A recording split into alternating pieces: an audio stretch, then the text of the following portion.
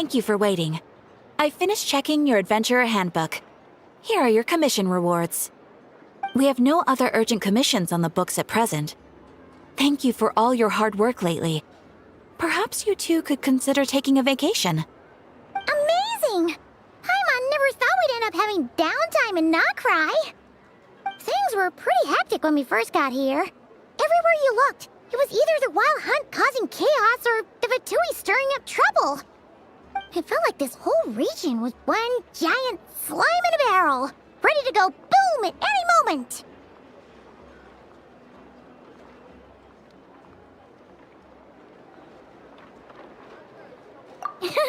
That's right! Another win for Tibet's top duo! Ah, yes. Are you two aware that the Moon Prayer Night is soon to take place? Oh, yeah! Lama told us that was coming up soon. Wait, why do you mention it, though? Do people in Nasha Town celebrate it, too? Paimon thought it was just for moon goddess worshippers. You're partially right. Most people in Nasha Town just see the festival as an opportunity to do business. They do not concern themselves with the religious element. The festival was first celebrated by the Frost Moon Scions. On this day, they would wear moon prayer blossoms and celebrate the birth of the moon goddess through song and dance. They would also prepare food and handicrafts and give them as gifts to others. Over time, it became Nodcry's most lively festival. Oh, sounds like fun! Great! Well, in the meantime, since Catherine doesn't have any commissions for us, let's focus on some personal business instead. When we first got here, you mentioned that this was where your spaceship landed? We didn't get to follow up on it at the time, because we got wrapped up in that whole rare air situation, but now we can finally start investigating it properly.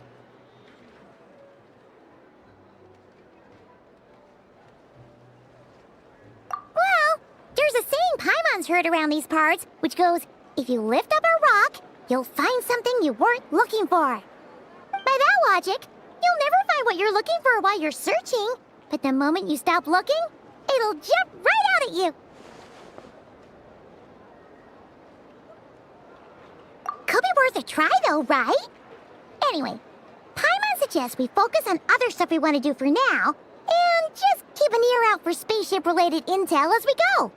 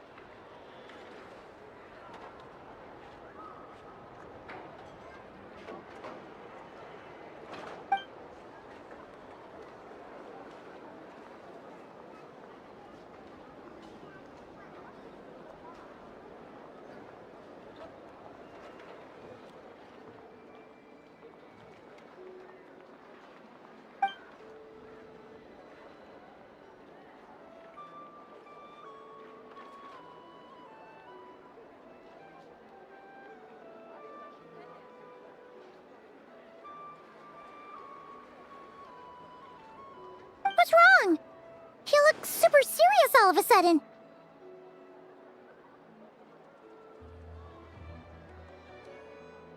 Huh? Paimon gets why you'd be concerned about Columbina, but what does the doctor have to do with anything?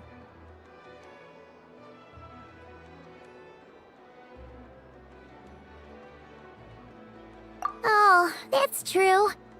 And now that you mention it, we're definitely overdue for a showdown with the Vatui.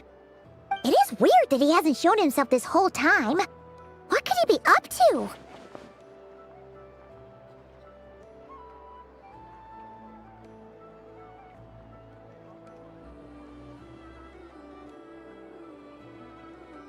True. Paimon would much rather deal with Marionette anyway. She says the meanest things, but when it comes down to it, she doesn't seem like a bad person. Maybe it's the pressure of being a Fatus? Especially as a Harbinger. Does she feel like she's gotta act tough to keep up appearances or something?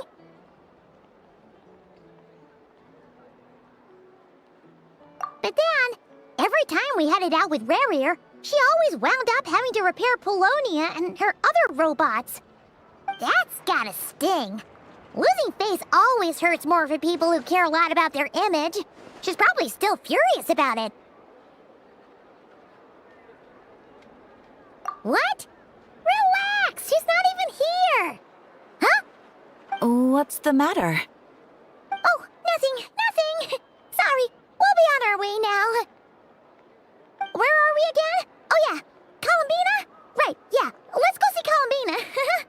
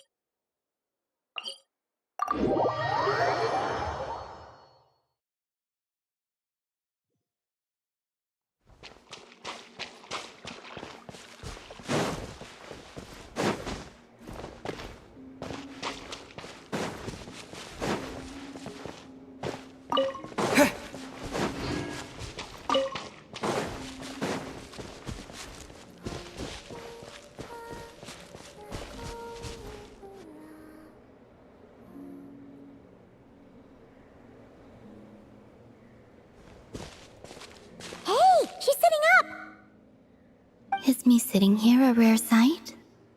No, we just thought you'd be resting. Perhaps I would have been, were it not for the sudden arrival of some unexpected guests. Not that I consider it a disturbance.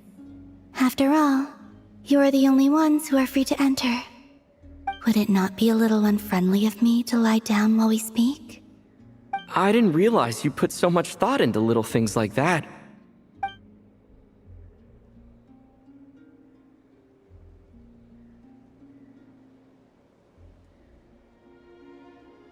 Only sometimes. There have been moments lately where I think about you and your companions. They are warm, mysterious, and cozy memories. Very few of my past memories are anything like that. They say that travelers return home bearing bags full of souvenirs. But my luggage was empty, and I believed it would stay that way. Return home? So, you're still planning on returning to the moon? Yes. This planet continues to reject me, reminding me that I do not belong here. If I remain in Teyvat, there will come a day that I disintegrate. And I don't mean reduced to dust, or turned into food for the flowers. I mean, I will cease to exist entirely. Alright then. Well, we're sure gonna miss you. But it sounds like we'll have to say goodbye. How do you intend to return? The moon prayer night is soon to arrive. On that day, the moon will be closest to Teyvat. The Kuvaki in this land will reach its peak at that time. I merely need to grasp the tide, and with relatively little effort. Oh, Paimon gets it! It'll work like a slingshot! You make it sound like she's gonna get blasted up to the moon. If I did that, I suspect I would crash into the false sky. I will be using a much gentler approach. But I do like the analogy. It's fun. You see? She gets Paimon's sense of humor. In the blink of an eye, the time has come to part ways. It does feel that way, doesn't it? Time seems to fly fastest when you are enjoying it. I have always thought of myself as a wanderer on this earth, and it has never expressed any desire to keep me here. Yet just as I plan to depart, it tugs at my arm. Is this a gesture of affection? Or is the world mocking me? Oh. Were you hoping I can answer that? Yes. You are a traveler, so you must have a lot of experience in this area. Then, what I would say is, enjoy the moment. is happiness and joy is joy. The point is to enjoy it, not analyze it. I see. Then what I would say is, even though I am very tired right now, I am still happy. I can't tell from the tone of your voice. Oh, really? You don't think I sound happy? I'm just kidding. I could tell you were in a good mood today from the moment we saw you. Ah, a joke. Albeit not a funny one. Anyway, I assume you're here about you-know-what. Give me your hand. Actually, it's not that. There's something else we wanted to discuss with you. Oh, then, do you still want to give me your hand? Or not? Sure.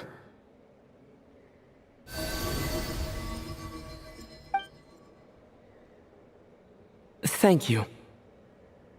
So, I've heard that in the moon prayer nights of the past, people here would hold celebrations in the moon goddess's honor. Since you helped so much in our fight against the Rehir of Solnari, I think you deserve a farewell party before you return home.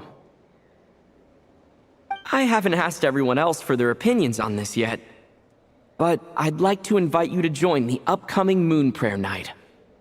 I've never joined a moon prayer night before. I'm not sure what I would even do. Oh, don't worry about that. We take care of everything. All you need to do is show up. Of course, there's no need to force it if you're not feeling strong enough. It's just, this kind of felt like a golden opportunity. But they call me Kutar, and the Fatui have an arrest warrant out for me. I shouldn't appear in public right now.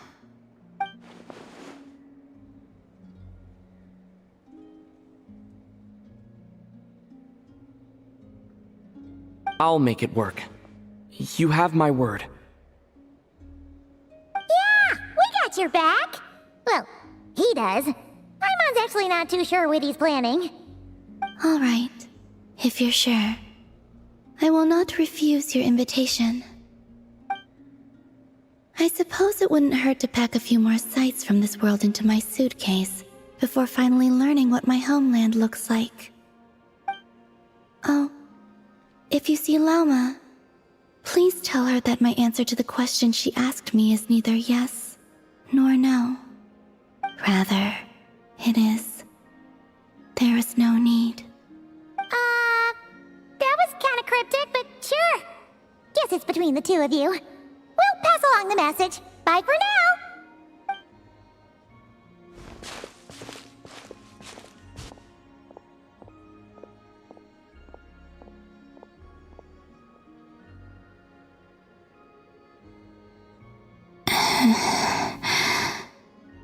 And also, I do not know.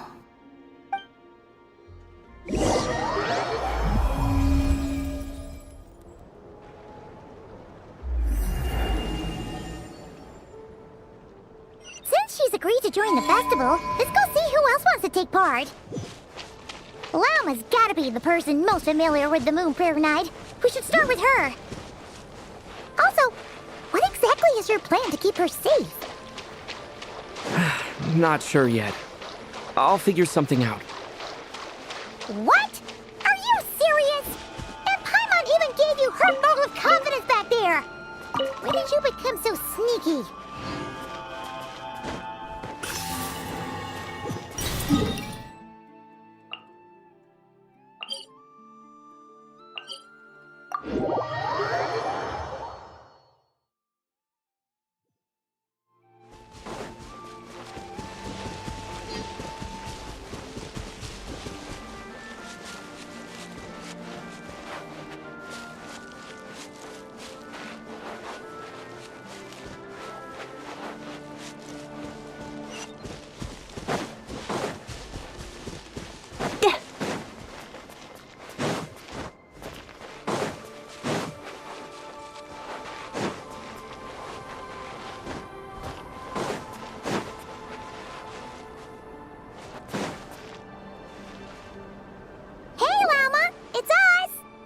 Huh? Varka? What are you doing here? Beats me. I had a bit too much to drink last night, and when I woke up, I was on Hisi Island. Mr. Varka is helping to oversee Nasha Town's preparations for Moon Prayer Night. He is here to go over some details regarding the decorations and custom cloth designs. Right, yeah, that too. What do you mean, that too? Yes, celebrating this festival is a long-held tradition here in Nodcry. On this day, the crescent moon at the top branches of the verdant crest turns into a full moon, and the moon prayer blossoms bloom with a special radiance.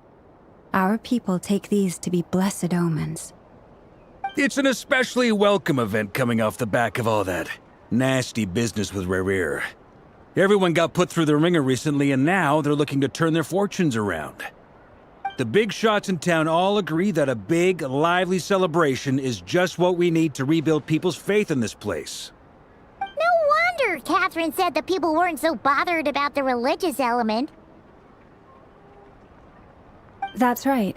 It's become more of a local custom by this point. The celebrations have little to do with whether the religious stories behind this event are true or not. Even the Frost Moon Scions are eagerly awaiting the coming of Moon Prayer Night, despite now knowing that their past beliefs were founded on a falsehood. That's fair. It's a bit like the lantern ride in Liyue. It's a chance for people to enjoy themselves, not debate the existence of the Adepti.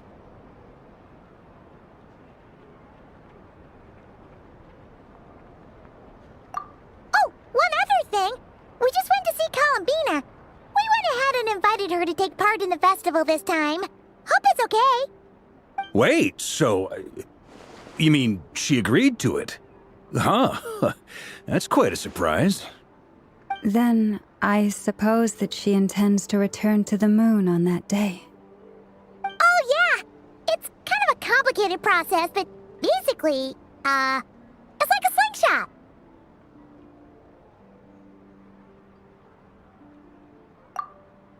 I understand. In truth, I had a feeling that she might make such a decision. Well, if Kutar has decided to participate in the festival, we should prepare accordingly. Yeah, exactly. She was saying how it could be risky for her to show her face in public. We were wondering if there was any way we could hide her. Unfortunately, the people who carved the statues did an excellent job of capturing her likeness. It will be very challenging to hide a goddess whose face everyone is so familiar with. Darn! We may have bitten off more than we can chew here. Nah, don't sweat the small stuff. We can handle that. Huh? Are you saying you have a plan? Not as such, no, but the most important thing with a festival is to keep the mood light and your spirits up. You can't go preparing for a festival with those long faces.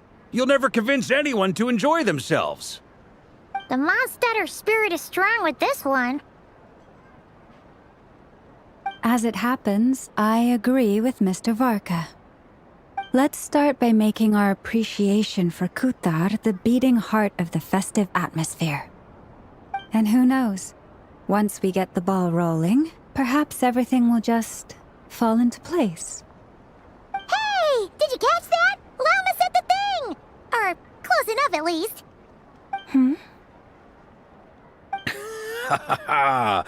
I'm looking forward to the Moon Prayer Night already. We have a festival in Mondstadt called Windbloom, and you can always tell which couples are celebrating it for their first time by the smiles on their faces. Big, beaming smiles like their whole face is glowing. And I have a feeling we'll get to see that same smile on the Moon Goddess's face at this festival. Not quite the same, surely. Anyway, I'll take care of business in the city, but I'll have to leave the decor up to you and the Frost Moon Scions. No one else can capture that traditional aesthetic quite like you guys. But lastly, there's the final key element that brings the festival to life. companionship. Before you leave, let me show you something that we've been preparing. Mr. Varka had asked to see it already, so you may as well tag along. Also, I have some further questions about Kutar's decision.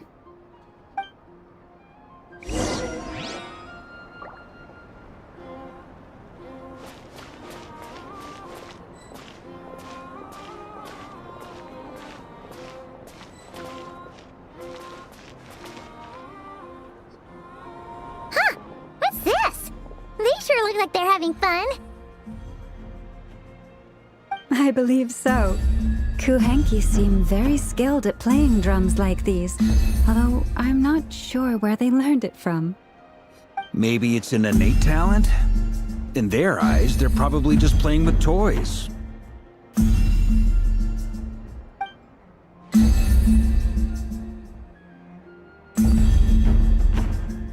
Wanatar! You wanna play too?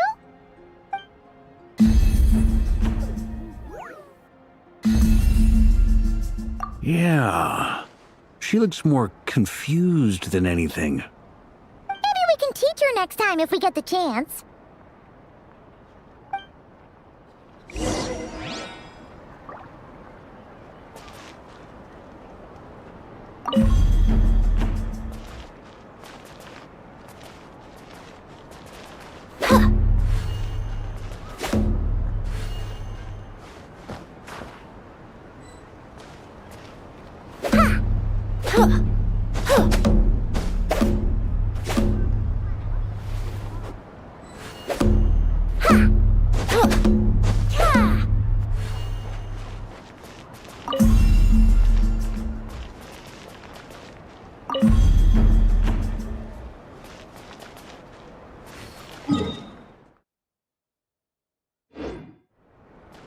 What are these floaty things? Moon veils. We hang them from buildings in the city during the festival. When you look at the sky through them, it creates a lovely misty effect.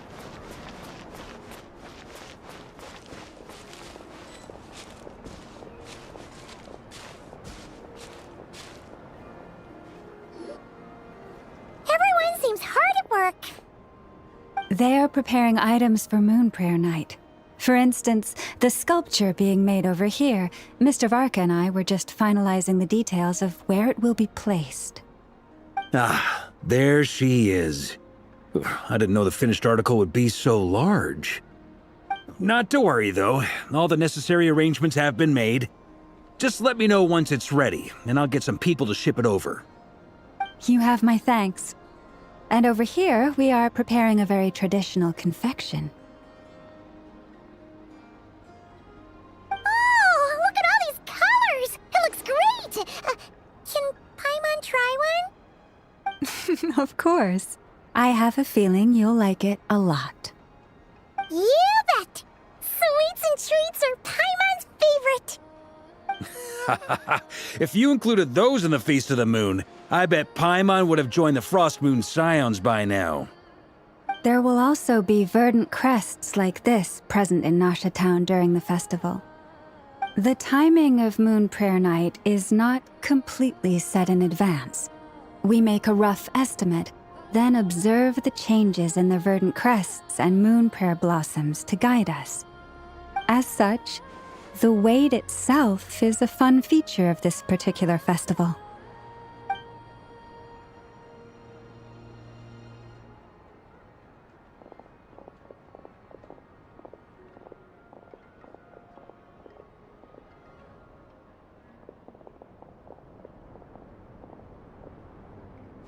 Let's talk here. To tell the truth, I am very surprised to hear that Kutar is willing to participate in the festival. I once asked her if she'd be willing to stay with the Frost Moon Scions. I could introduce her to everyone, and we could be a family to one another. She did not answer, but she has not appeared here since. I took this to mean her answer was no, but if that were the case, she would not have accepted this invitation.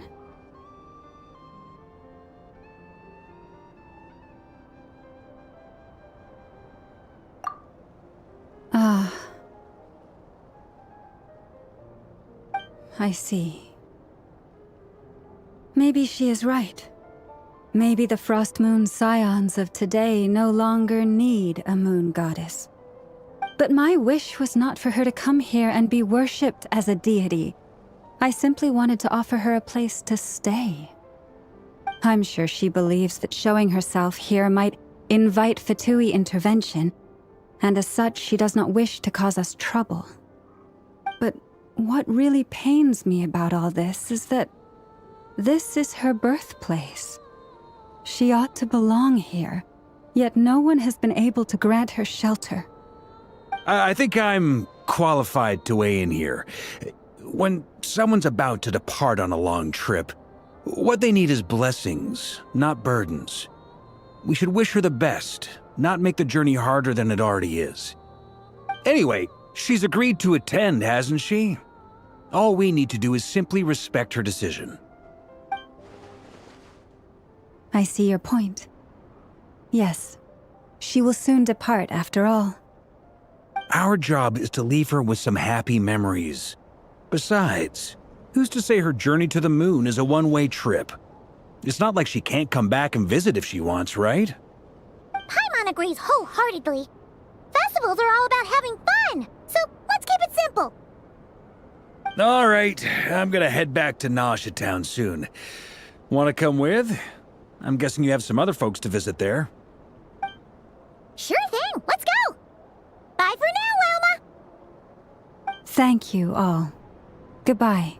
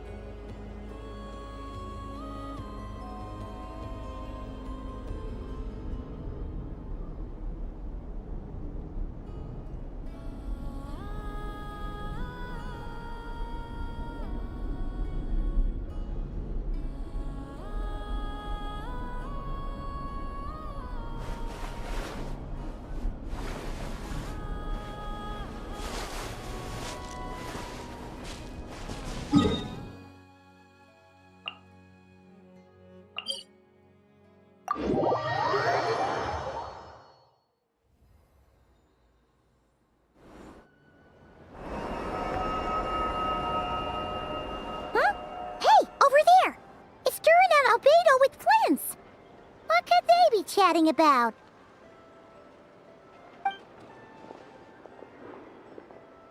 Your guess is as good as mine.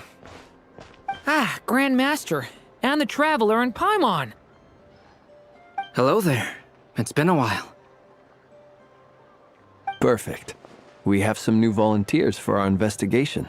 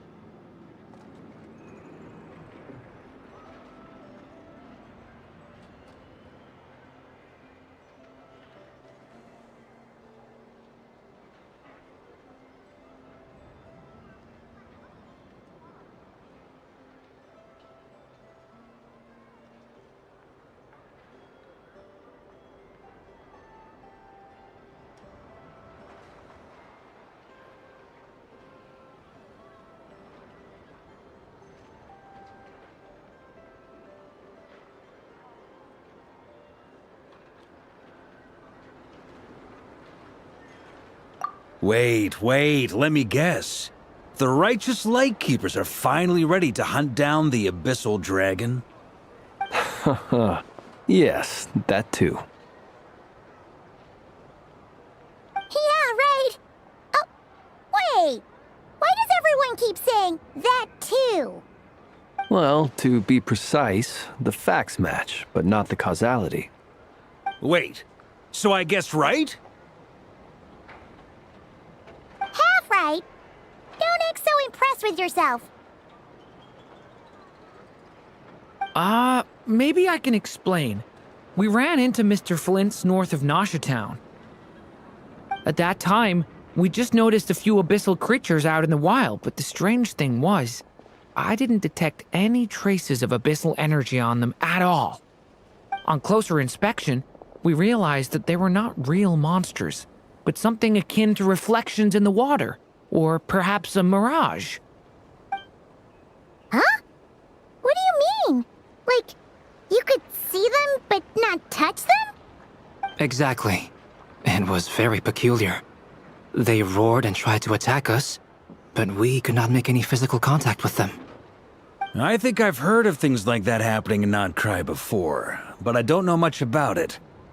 Yes, it's a known phenomenon. Mirage-like illusions tend to appear in Nodcry in the run-up to Moonprayer Night. From a distance, they appear quite real. I myself thought that Misters Durin and Albedo were locked in battle with abyssal monsters when I first arrived. But after sharing intel and investigating a little further, we can confirm that these illusions are harmless. There is no great cause for concern.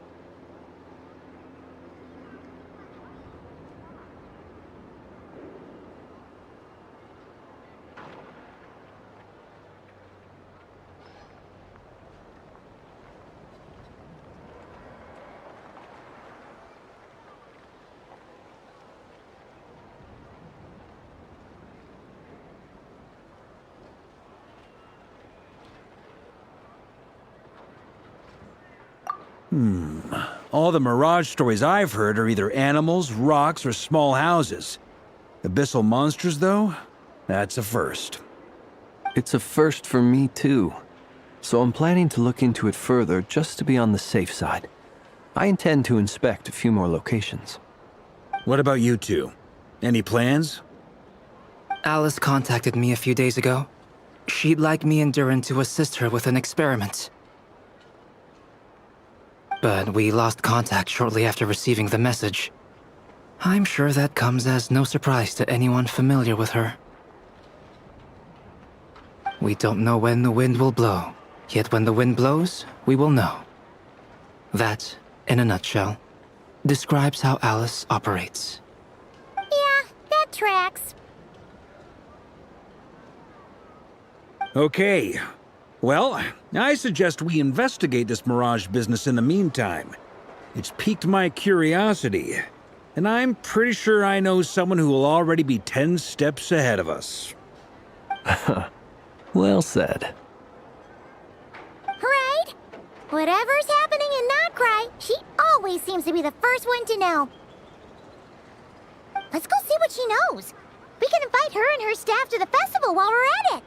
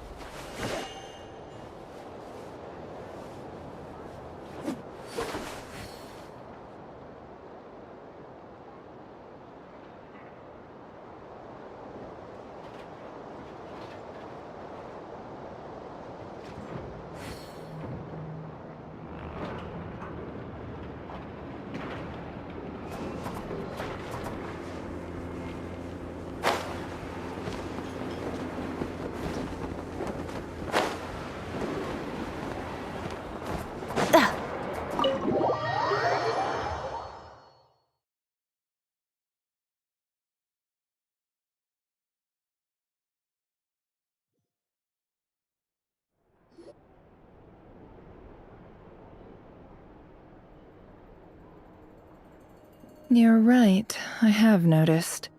There's certainly something a little fishy about this situation. Only a little, though. Records indicate that this phenomenon can occur in the days before and following Moon Prayer Night, That said, it has always been a rare sight in the past. The odds of encountering these phantoms are similar to looking up in the night sky, happening to see a shooting star, and managing to make a wish before it disappears. But this time, either everyone's getting lucky, or they're appearing far more frequently than usual. Yehoda's out gathering intel as we speak. In the meantime, let me check off some points of interest. First, the Abyss. The ones we saw seem to be abyssal monsters. Indeed. But we have identified one location where many more of them have made an appearance. And not just monsters, but human phantoms too. Given the scale and nature of the phantoms, it's almost as if someone's last memories are coming to life. Or perhaps the memories of multiple people. Oh. So you mean the phantom monsters are hunting down the phantom humans? Exactly. The phantoms can interact with each other, but we have no means of intervening. In addition, some of the human phantoms would seem to be from the very distant past. This is clear both from the clothing they wear and the stories they tell. They claim to be from Hyperborea, a name which I've heard from Lauma before. If this is true, it means they must be from 6,000 years ago. Did Paimon hear that right? 6,000 years? It sounds like this merits further exploration. That'd be a big help. I'll leave it with you, Albedo. My knowledge of ancient history is non-existent. I used to doze off every time the pre-Knights of Favonius era came up in class. It's quite a miracle that you were able to understand these phantoms' speech, given how long ago they lived. I suppose you're right. But I'll leave the archaeologists to ruminate over that conundrum. As an intelligence broker, my sole interest is in the value of the information I gather. Which, in this case, hopefully means earning myself some good favor with our dear Lady Moonchanter. So calculating. Whew, this intel broker logic always catches Paimon by surprise. Sounds to me like we could split the work up. I think the abyssal phenomenon is best left to Albedo, Flint's, and me. Agreed. It coincides with my duty as a lightkeeper. For my part, I'd like to understand the Abyss better. Even a little knowledge would go a long way. This is certainly a rare opportunity to study the Abyss. But even rarer, perhaps, is the chance to make contact with the Ancients. The Curatorium will take the lead on investigating the Hyperboreans. We put in the work to learn what we know so far. It seems only fair that we get some quantity of exclusive intel. That just leaves our trusty team of 2 unassigned.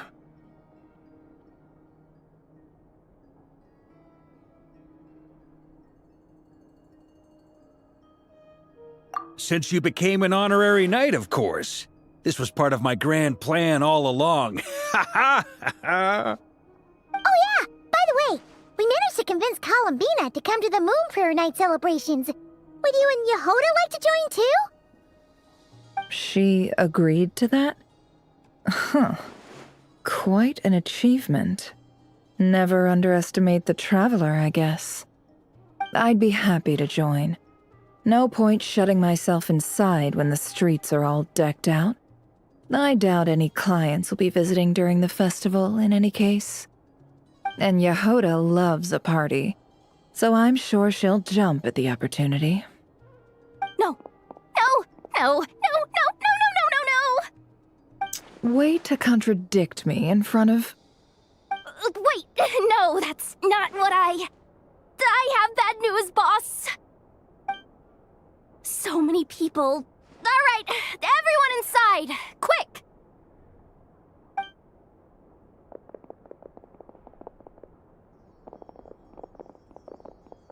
This is gonna sound crazy, but hear me out. I saw one of those phantoms at Star Sand Shoal, and it was some sort of flying ship. Like a spaceship?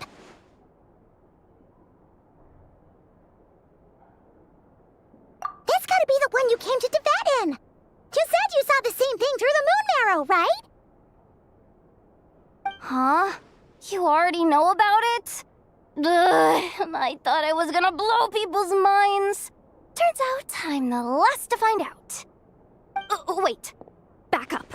You came here in a spaceship? Now my mind is blown! What's it like on the inside? Was it like flying through space? I want to know everything!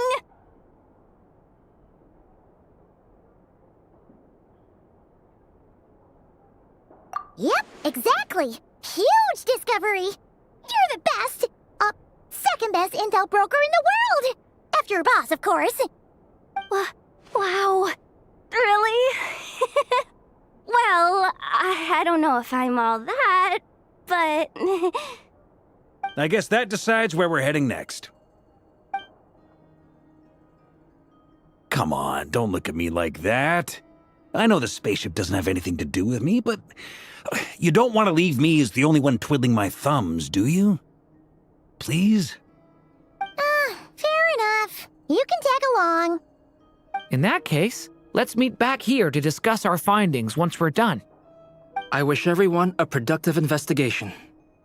You too.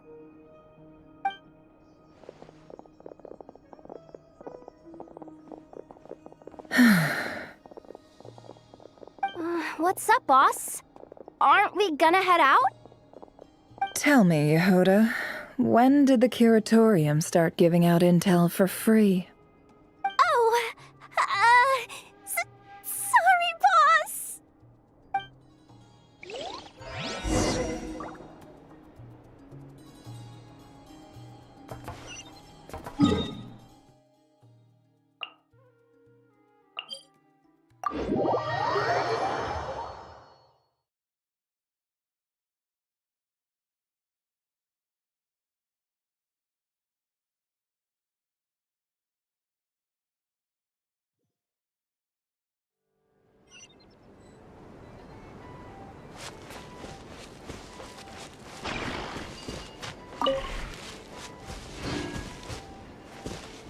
Yeah.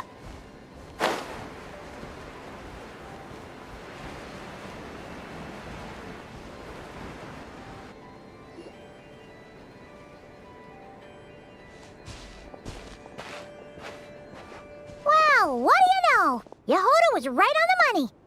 This phantom really is your spaceship. But that's so weird. Why would it show up here? Is it some kind of projection? Or a ghost?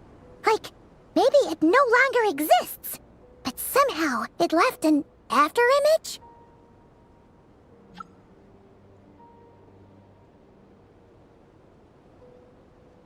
Ah, you're already here.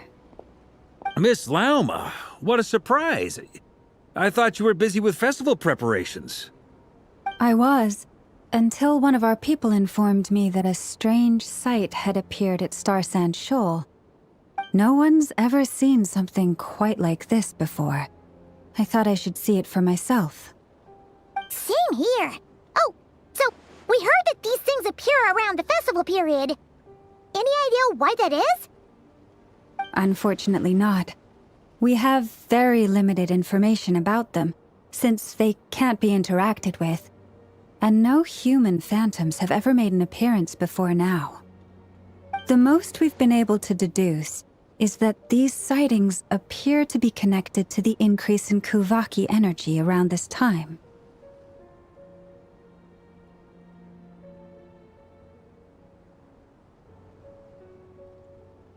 Yeah, seems like that's all we can do. This is all so confusing. Allow me to lend you a hand.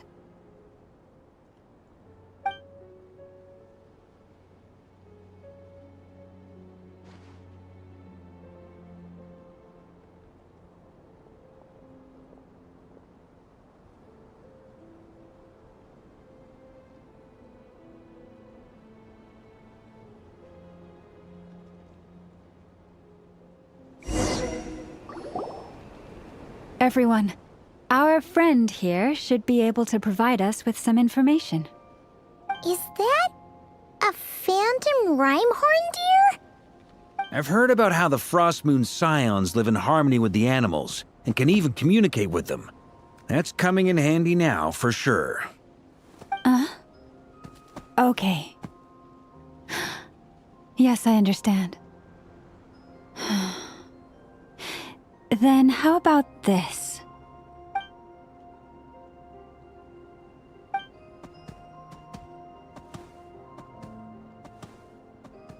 Oh, it's leaving. It appears to share our curiosity about this giant spaceship, so I asked it if it wouldn't mind investigating along with some friends. In return, I told it about some nearby spots where the wild fruit grows abundantly. We may live in a different era from these phantoms, but I trust that the terrain, climate, and ecology here are more resistant to the effects of time than some things are. Let's give them a moment and hope for the best.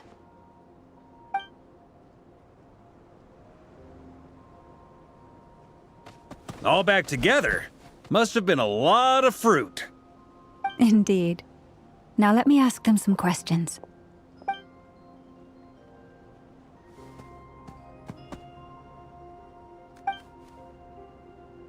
It did find a lot of wild fruit, enough for them to feast for a long while.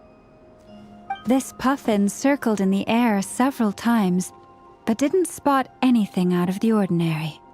Certainly nothing to do with the spaceship. Huh. Well, it definitely makes sense to get a bird's eye view. Indeed. Other than that, I was also thinking that the world these phantoms see is also different from ours. Oh, I get what you mean. The wild fruit exist in both times and spaces, but there might also be things that only exist in that space-time, which we can't see.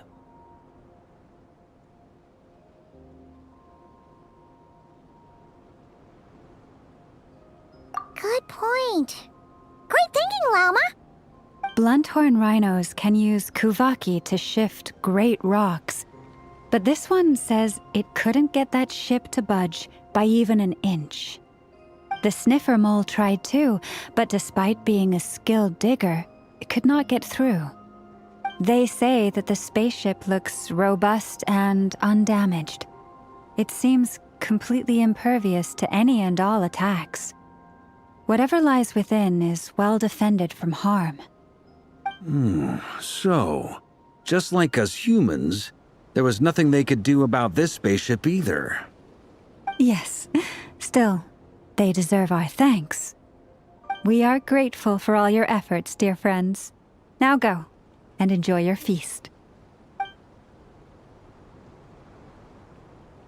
I've noticed some other human phantoms gathered nearby. Come on, let's go talk to them.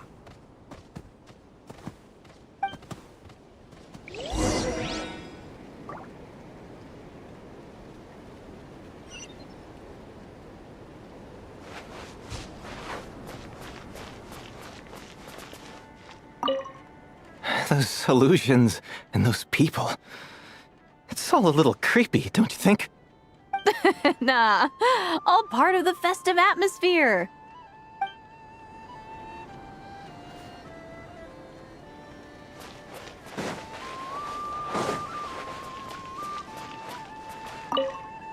Have you ever seen anything like this?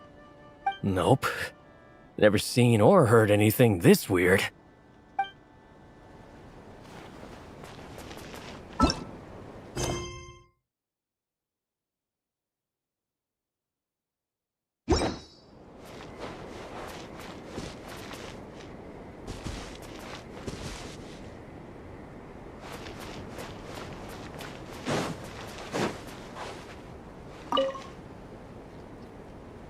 What is this thing?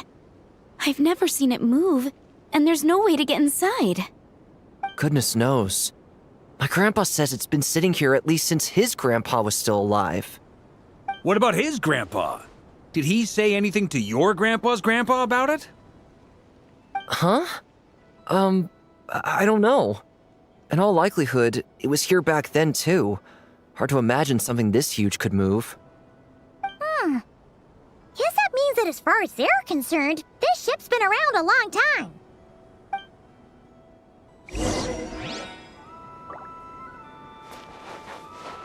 Yeah.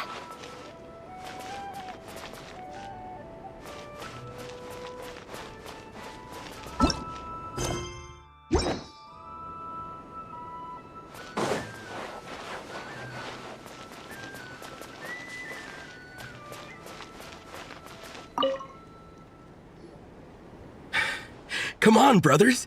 If we can get even a small chunk off of this thing, it's gotta be worth a fortune. Today is the day we strike it rich. Huh? You mean Paimon? Yes, brother, I shall join you. Let's make our fortune. We should go with them. What the? This thing is crazy tough. I can't even scratch it. What's it made of? Sorry, brother. Looks like we'll have to seek our fortunes elsewhere.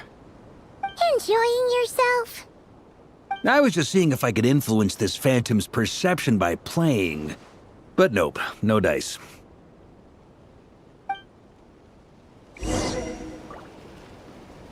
I'm sure we're all starting to build up an idea of what's going on here now that we've spoken to some of the people. These phantoms are reenacting real historical events in Nodcry. It's almost like we're in some kind of interactive stage play. We can talk to the actors, but the plot is fixed, and we can't influence it. It makes sense. History is set in stone.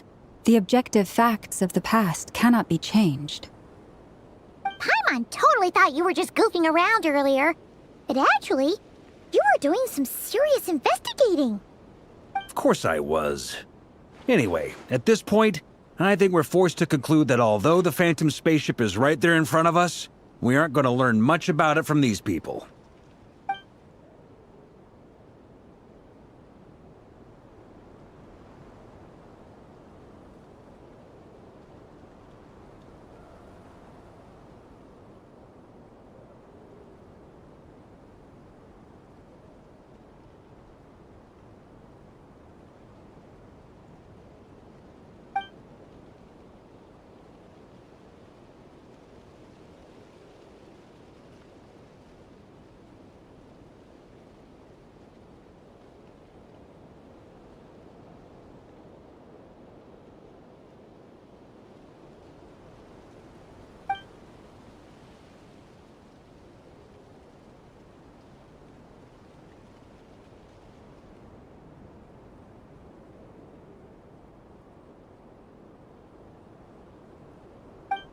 Don't be discouraged. If nothing else, this is proof of the ship's existence. And think about it. So many people tried to hack their way inside, but no one could get the door open. It's made of very tough material. To me, that says that we'll either find the ship itself or the story behind it. It's just a matter of time.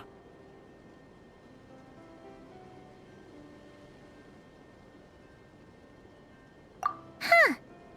Every now and then, when Varka gets serious, he actually does seem like Grandmaster material for once. I wonder how the others are doing. Let's head back for now. Sounds good.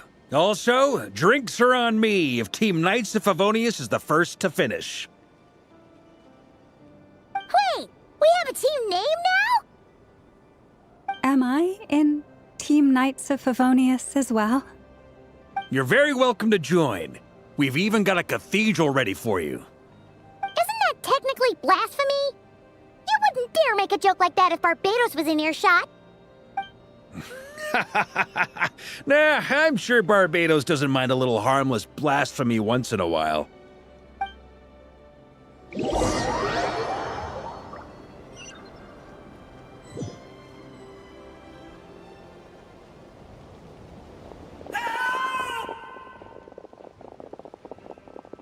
Oh, no! Get away! Oh.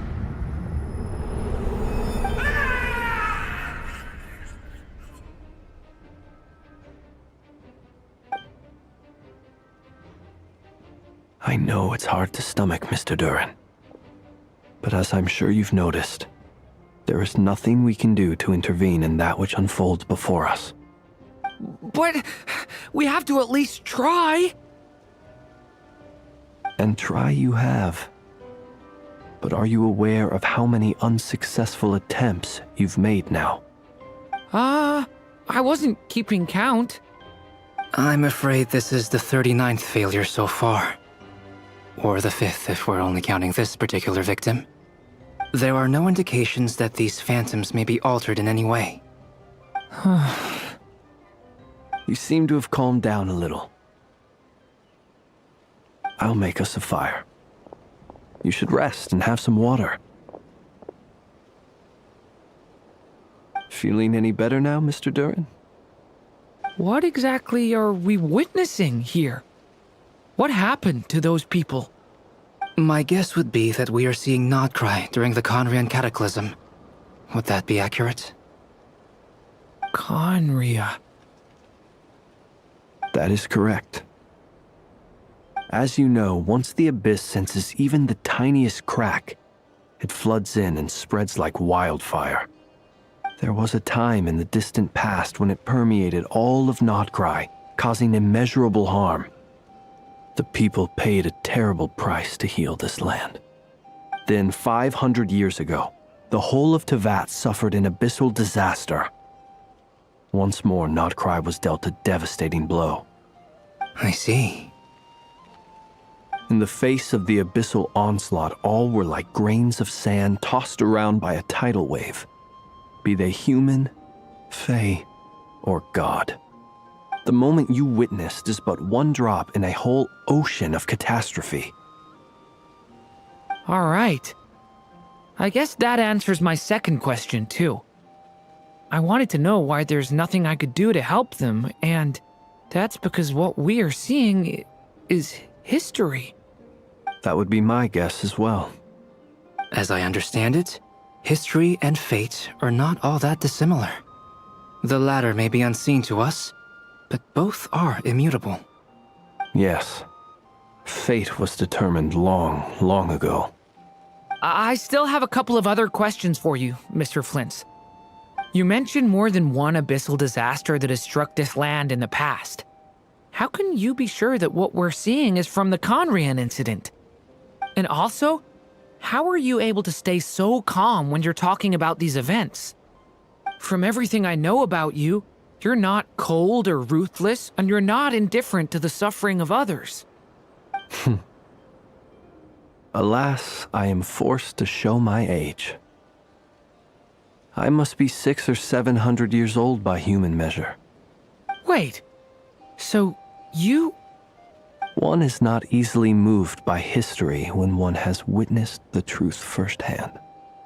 I'm sorry. You needn't apologize. Your passion is a good thing to have.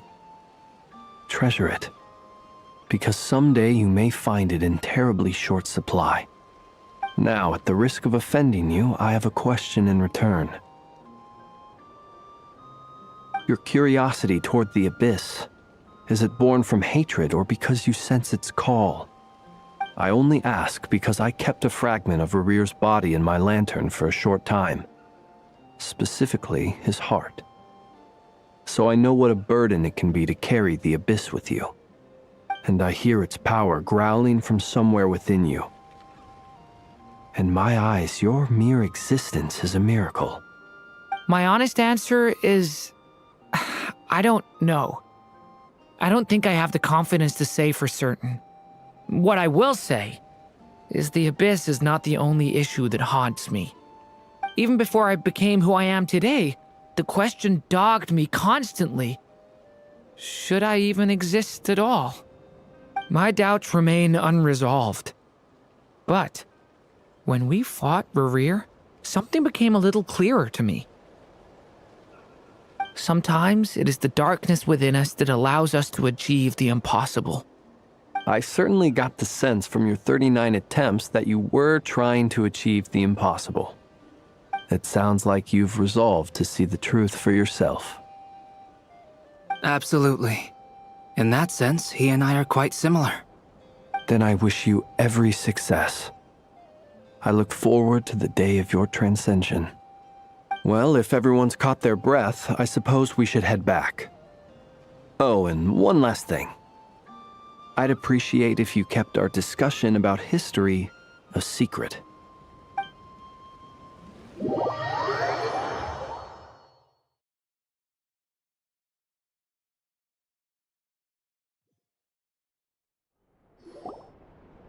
Incredibly, our separate investigations led us all to the same conclusion.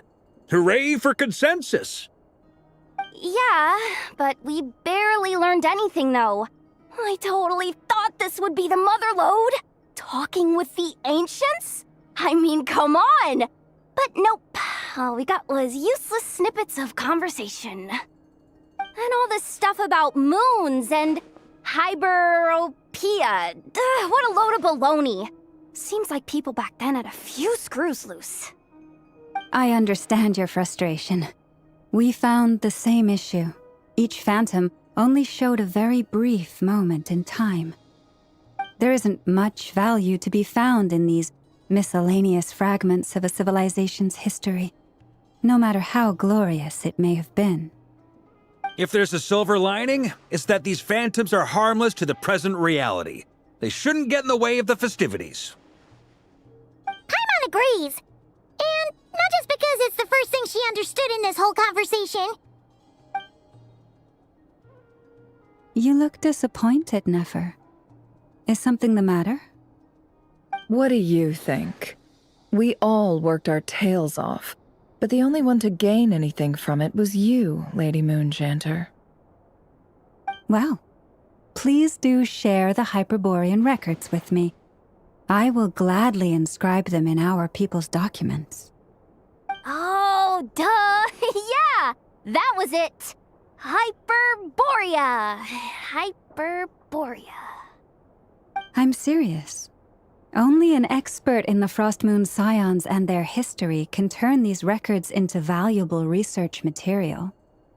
The alternative is to let them gather dust on the Curatorium's storage shelves until the pages turn yellow. Nefer, you're wise enough to know that cooperating and sharing the profits is the best course of action here. Well, that goes without saying. Sure, let's do that. Huh? But didn't you say we aren't supposed to give out intel for free? Sorry. Shutting up. Now is not a good time to push Nefer's buttons. Anyway, back to Moon Prayer Night. I'm thinking that we should prepare something a little special, aside from the usual decorations and so on. You mean a parting gift? Can't go wrong with food. Although, does food go bad on the moon? Perhaps a lantern would be a better choice. It might be dark up there. It could prove difficult to light a lantern on the moon. Magical stones might serve that purpose better. What about a clockwork mecha model from Fontaine? I've got a whole bunch at home. I use them for fighting practice in my free time. None of these sound like things she would be even remotely interested in. But we don't interact with her enough to know what she likes. Yeah. It would really save us the guesswork if someone could find out what she's into. Wait, what the? Traveler? They're all looking at you.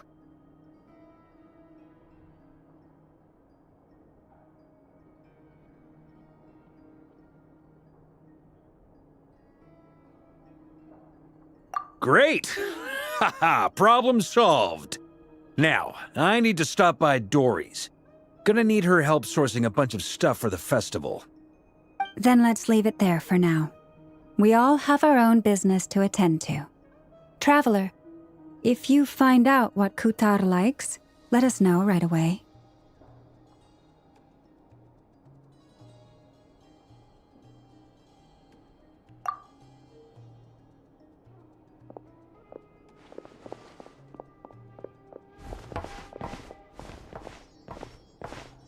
Is something the matter?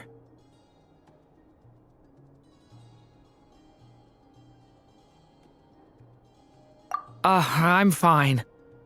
It's just... I'm still feeling a little rattled after witnessing the horrors of the Abyss. But it's okay. This is something I have to work through. I'll be all right. Thanks for your concern. Well, don't put too much pressure on yourself. If you ever feel like something's wrong, physically or mentally, we're here to talk.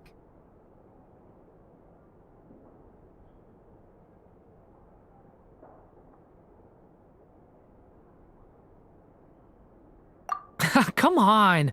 Stop treating me like a kid.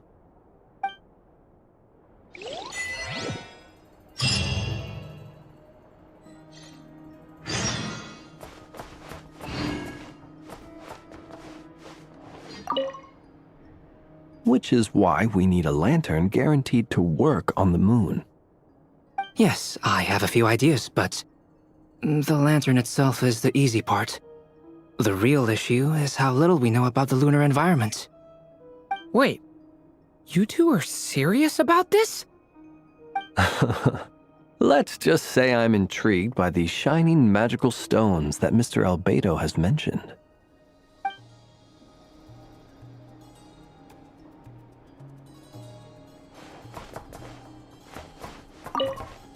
Could you do me a solid and try to smooth things over with Boss Neff?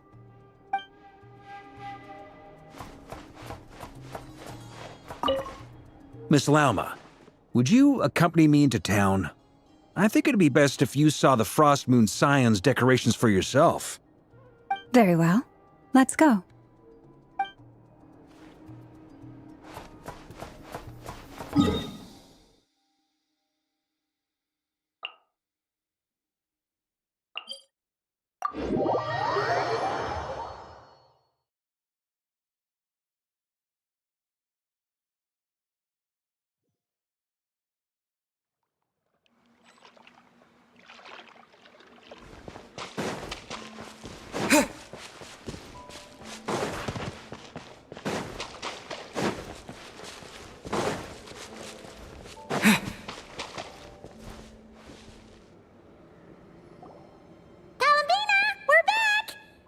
Huh?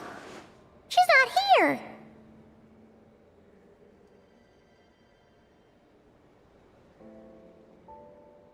Weren't there a few Kuhenki here last time too? Where did they all go?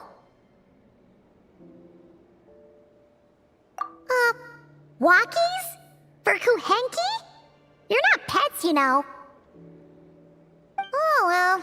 Looks like we just came at a bad time. Let's try again tomorrow. There's still a few days until Moon Prayer Night, so we're in no rush. Besides, she needs time to rest anyway.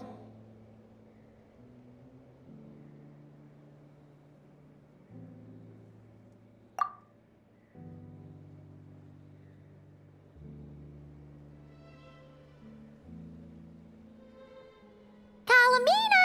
Are you back yet? Oh, how strange. Looks like she still isn't here. Right? It's not like her to spend so much time outside, especially since she's worried about attracting unwanted attention.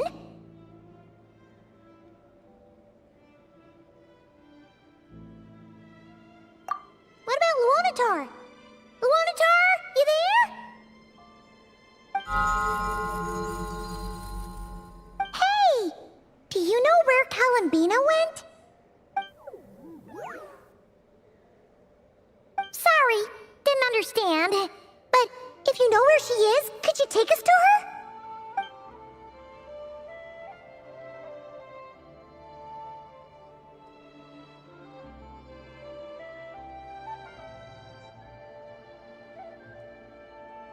Yeah, that's even stranger.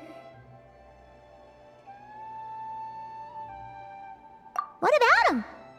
Oh, that's not good news. They change color when Kalambina gets weaker, right? And they look super pale right now. Good idea. She might know what's happening.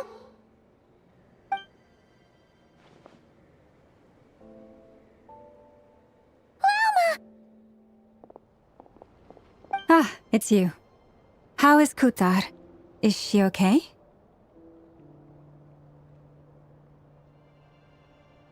No, she hasn't. I came here to check on her after I noticed the flowers had changed color.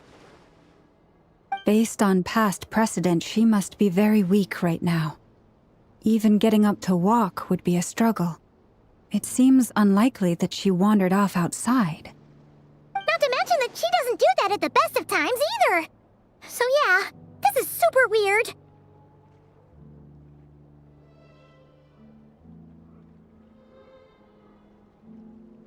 No. Very few people are in the know about Kutar's whereabouts. And if anyone suspicious had visited, they'd have left some sort of evidence. Come on, let's go to Nasha Town. If anyone has seen her, someone there will know about it. It's not Kry's information hub after all. Makes sense. Let's go!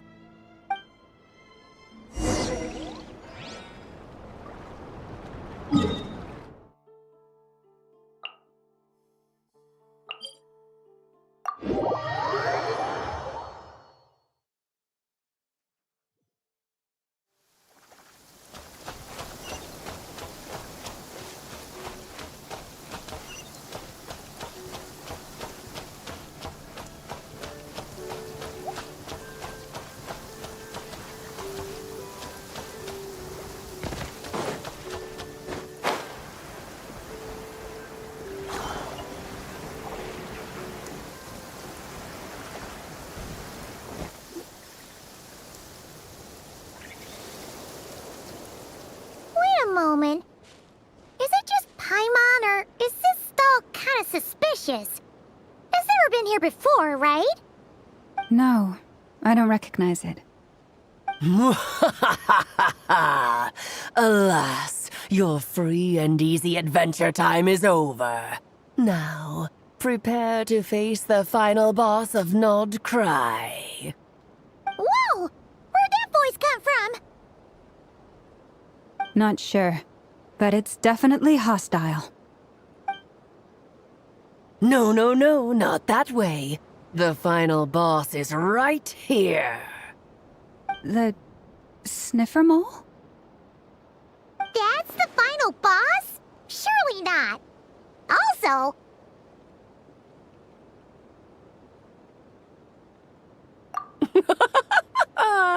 Okay, the jig is up. I'll stop teasing you. Turn around. I'm right behind you. It seems I've managed to leave quite an indelible impression, even though you've never seen my face. Ah, nothing could make a great mage more pleased with herself.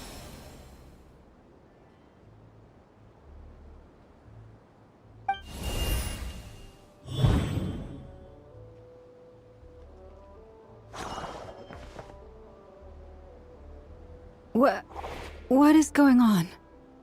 I've heard that all the big shots in Teyvat have long, wordy titles that stun people speechless when they make their entrance. Unfortunately, none of them are affiliated with the Hexen Circle, and we ourselves keep a very low profile. The notorious name-dropping doesn't quite work for us. Still, I, for one, think I'm really quite amazing. So that didn't stop me from coming up with a title anyway. Alice? It's really you this time? Not a lantern or a Dodoko, but Alice in the flesh? Oh, that's right. So, what do you think? How does it feel to finally meet me? You look like...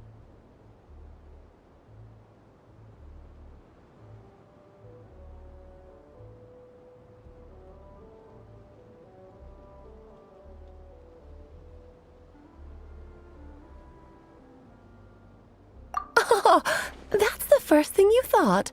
A little surprising, but that actually makes me very happy.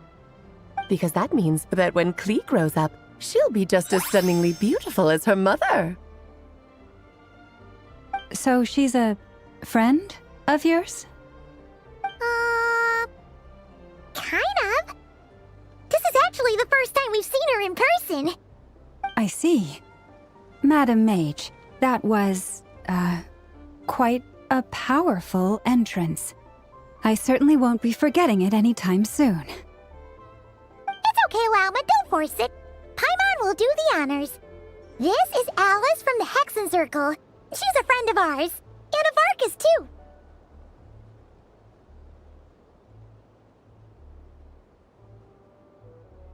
That's right! She's a good person, just kinda unpredictable. Well, what is the human heart if not unpredictable? Hmm? If we could not do as we please, how would we differ from machines? I am Lauma, Moon Chanter of the Frost Moon Scions. It is a pleasure to meet you. Oh, I know. Before you got here, I spent a good, 15 minutes getting up to speed on Nodcry's present situation. In other words, I've read the whole in the last episode part, so we can skip the pleasantries. Fair enough. Well, Miss Alice, I can already tell that you have quite a unique personality. He'll get used to it. Paimon sure is. So anyway, what are you doing in Nodcry, Alice? Oh, I thought I told you already. This time, I'm the final boss. And what a formidable foe I shall be. Powerful, confident, decisive, and good luck finding my weak spot. You will never succeed.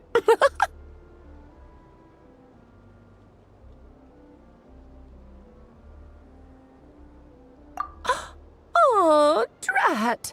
My one weakness, and you found it in an instant. Fate has been dealt a devastating blow. Thus falls the great Dodo King. Why are you playing along with this nonsense? For funsies, of course. What's wrong, Paimon? Are you disappointed in me? Am I a gigantic letdown? No, it's just... you seem like a busy lady. And this is the one time you've shown up in person. Paimon figured it would be for something more high stakes than just goofing around. You're quite right. I'm here in Nodcry because something big happened. Something big enough it caught the attention of the Hexen Circle. It concerns the 3 moons, Tevat's borders, and of course, the moon goddess you are currently searching for. Kind of. Why don't we discuss this over a pot of tea? My main reason for coming on this trip to Tevat was, of course, to have some fun. But I do technically have a job to do as well, namely, maintaining the stability of Tevat's borders. I'll skip over the complicated parts, but to sum it up, abyssal energies are all that lie beyond Tevat's border. We'd find ourselves in a real pickle if they ever made it through. And the phantoms you've been seeing are a sign that the border has been disturbed. Ah, no wonder they tend to show up around Moon Prayer Night. Is it because the real moon is now so close to us that its power can cross the border? In part, but only a negligible amount passes through. Just enough to influence the verdant crests and so on. And as you've noticed, there has been an unprecedented number of phantoms appearing this year. The influence of the moon beyond the border cannot explain this. No, there is another far greater factor at play. The trilunar syzygy. A trilunar syzygy. Eons ago, before the heavenly principles came to Tevat, it was the then 3 moon goddesses who controlled the laws of this world.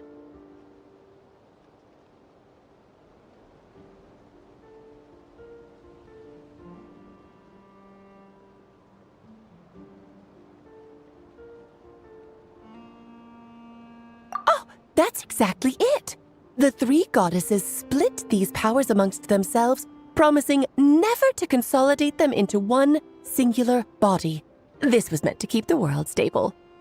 But, fast-forwarding to the present, the eternal moon's marrow is with you, while the iridescent moon's marrow, which should never have appeared in this world, has been retrieved. Add that to the presence of a moon goddess in the flesh and... the power of all 3 moons is gathered here in Nodcry. There hasn't been an event like this since the War of Funerary Flame. And it's having a noticeable effect on Tevat's borders.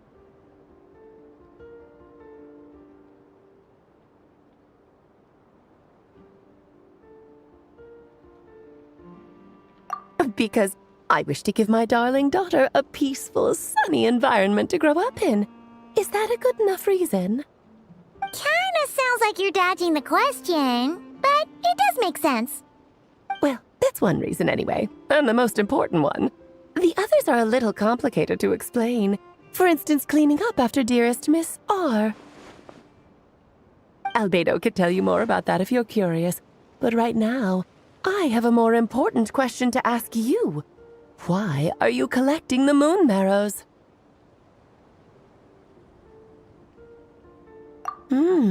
I see.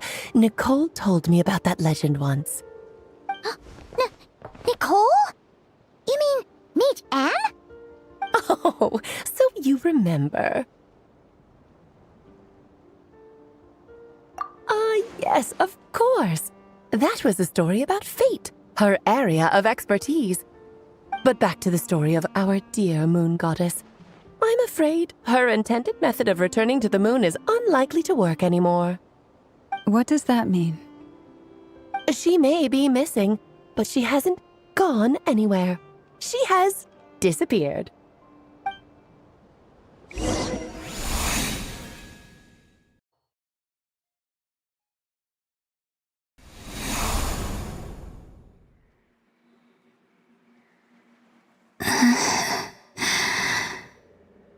My body is so heavy. Wait, no. It's my mind that's heavy. My arms and legs are as light as a feather. What's happening to me? I feel drowsy, like I've been asleep for too long. Is it daytime or nighttime? Is the moon out? I think I'll go for a walk.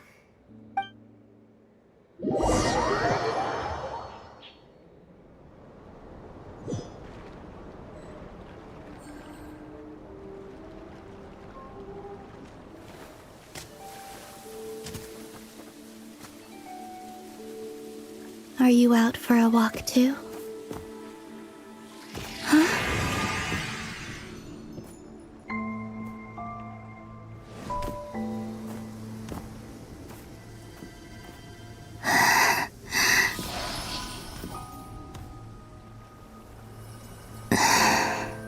The day has come at last.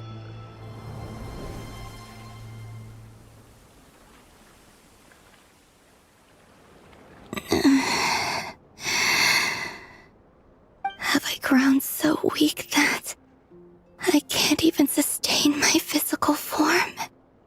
But Moon Prayer Night is nearly here. I was so close to returning home. Death is near. Is this how it ends for me? Will I return to the moon after I disappear? Or... I don't want it to end like this. So far, at least, I still exist. Even if not physically, I can still feel. But as my power wanes, I'm sure that too will fade. I suppose I might take one final look at this world. The world where I was born.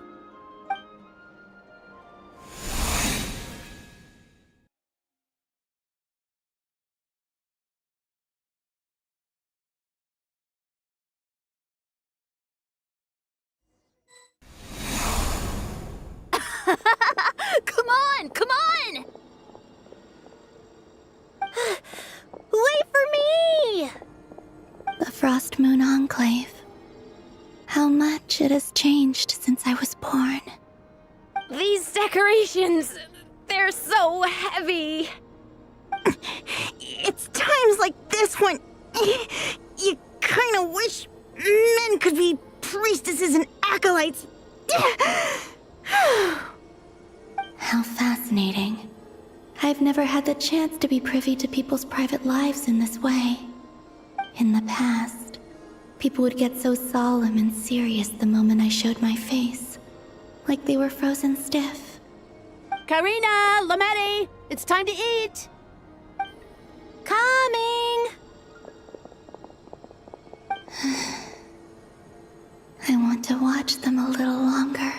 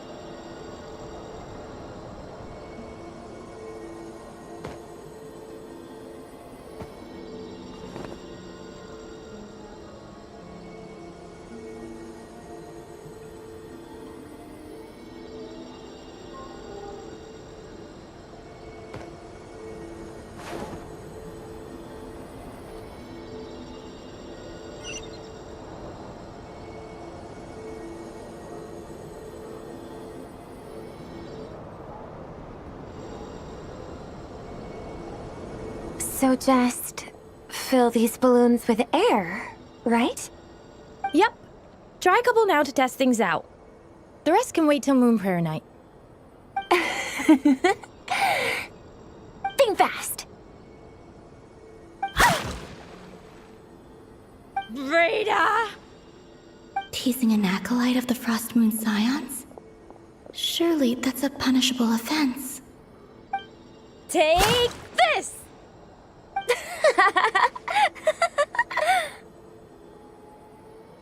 Huh? Alright, enough horsing around. Lady Lauma gave us a task. We should get back to it. The task is just to check that the balloons don't leak, right? Doesn't matter if we fill them with air or water. Yeah. Okay, you got me there. And you got me there. But still, we can't use all the balloons before the festival even starts. We won't use all of them. And as long as Lady Lauma's trusted acolyte doesn't snitch, this can stay as a little secret between friends. A couple more can't do any harm, right? Oh, you menace. Then, think fast! Is pumping a balloon full of water really so much fun?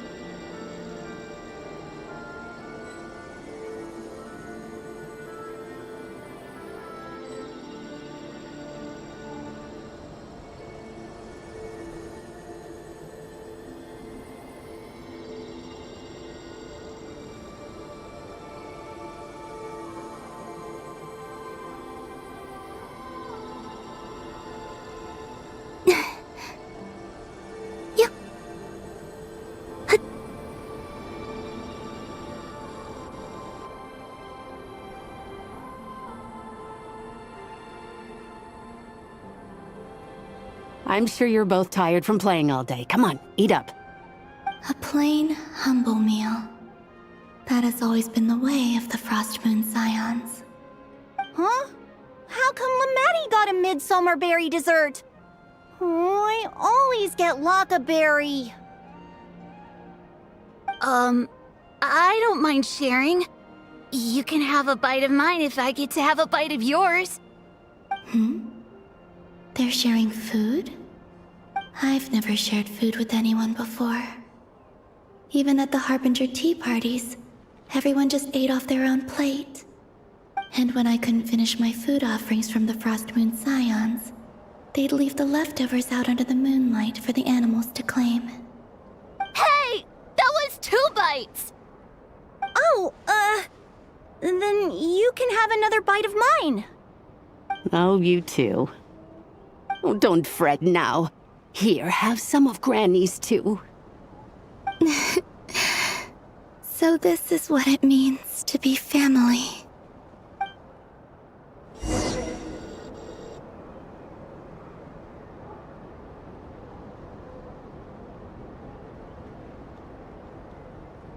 I'm seeing so much that I'd never usually get to see.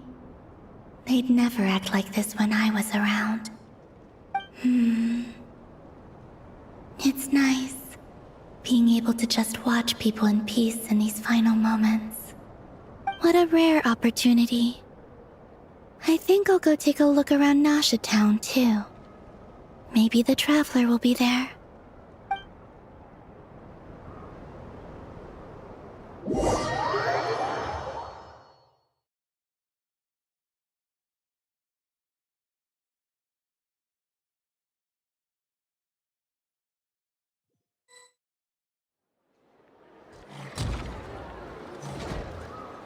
After the War of Funerary Flame, the moon goddesses were no longer recognized by Teyvat. They lost the whole foundation for their existence. That's why the moon goddess's strength is fading. She cannot withstand the world's rejection of her.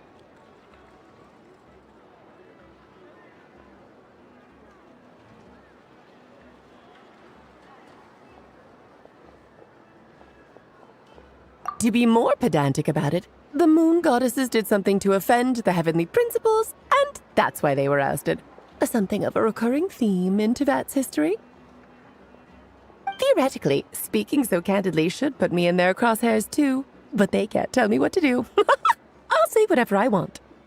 Anywho, the moon marrow energies were but a drop in the bucket for her, and that battle against the Ray Hair of Solnari only weakened her further. Fortunately, it happened close enough to Moon Prayer Night when the Kuvaki concentration here is high. That's the only reason she managed to survive this long. What do you mean, fortunately? You said she disappeared. We're too late. Oh, what a headache. I thought this was all common knowledge. I guess I have some more explaining to do. Okay, buckle up. It's time for another lecture.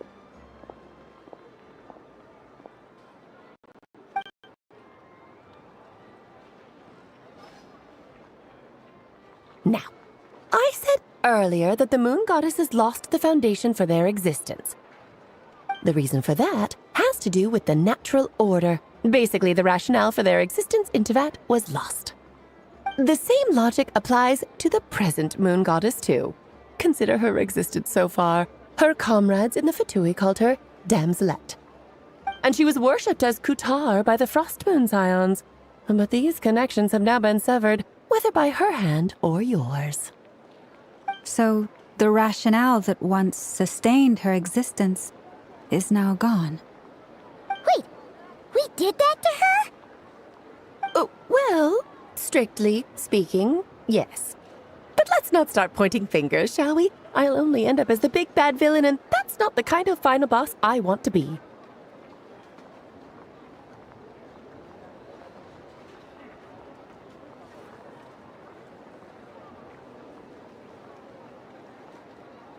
Of course I do. I'm only the greatest mage in the whole entire world. Now, if you wish to find your moon goddess, there are 2 problems we need to solve.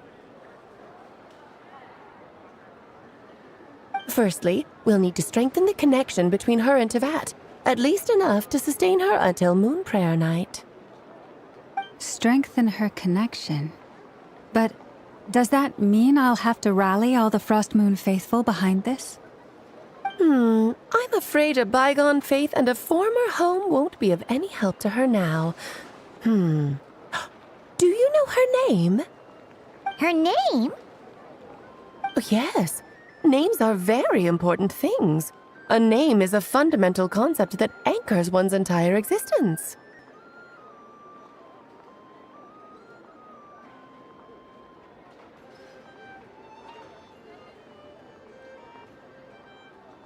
then your first job is to find it.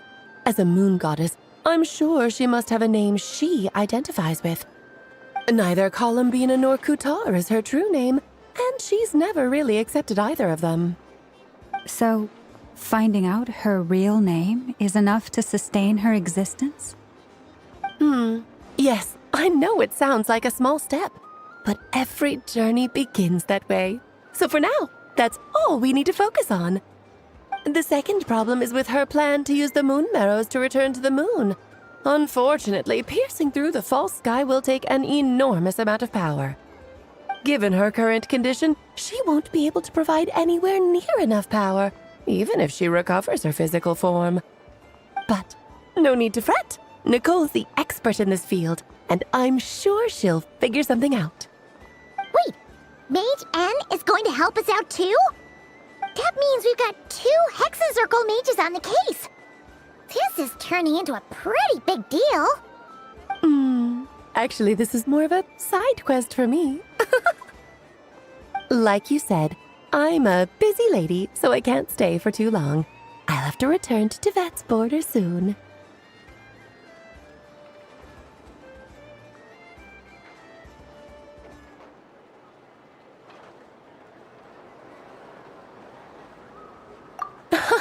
That's the upside you get for looking out for my little Klee. Hopefully that will incentivize you to carry on keeping her company in the future. Anyway, jokes aside, you'd better get moving. It will take quite a miracle for the moon goddess's consciousness to hold out till moon prayer night. Oh, I suppose I might as well tell you where Nicole is before I leave. Off you go now. Time to meet your new friend. Oh, yes, and a little suggestion. Don't forget to mind your heads. What? I wonder how Durin's doing. I should really go see him before I head back. You really are super busy. I most certainly am. There's so many children I have to keep tabs on just in Mondstadt. Durin, Albedo, Venti, Varka.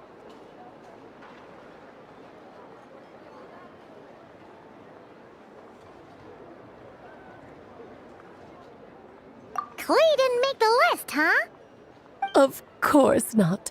Klee is my pride and joy. I have no qualms about her, because she's the best child in the whole wide world. Yep.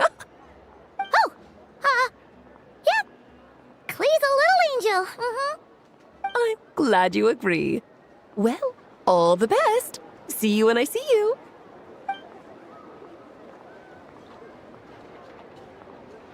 She left in a hurry. Yeah, she didn't pack up her stall. Should we handle it for her?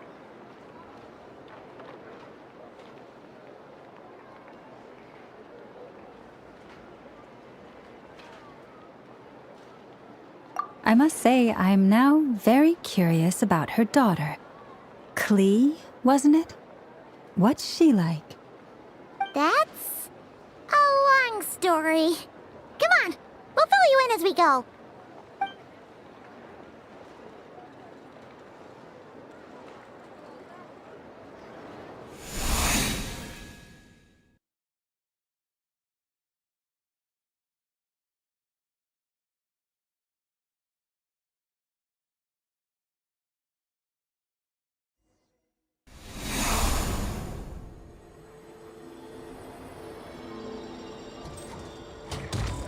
What a lively place. I've never experienced Nasha Town like this before. Hey, you old geezer! Your hammer's rusted through! Who are you calling old geezer? Are they quarreling? I'm looking right at him! You've really gone downhill since giving your daughter free rein in the workshop. Can you even swing a hammer anymore? It shouldn't take you days just to fix a single chair! You might as well use that hammer to massage my back for all the good it's doing. Don't run your mouth, or you'll get a back massage that'll put you in bed for the rest of your life. Look, the materials haven't arrived yet, all right? You know how busy it gets in the days before moon prayer night. I'll bet you send all the materials to your little princess. Blood's always thicker than water, huh? All right, you've made your point, Uncle Koski. As soon as the materials arrive, fixing your chair will be the #1 priority. And Dad, if you've got time to chat, why don't you lend me a hand, See? Lolka knows what the score is. I guess they're friends. But the way they spoke to each other was so ugly. Then again, it wouldn't be the first time I've seen something like this. Columbina! Sing outside my door in the middle of the night one more time, and I'll unscrew your vocal cords. You hear me? Oh, Sandrone. So that was her way of trying to be friends with me. What a pity. I won't get the chance to say any ugly things in reply.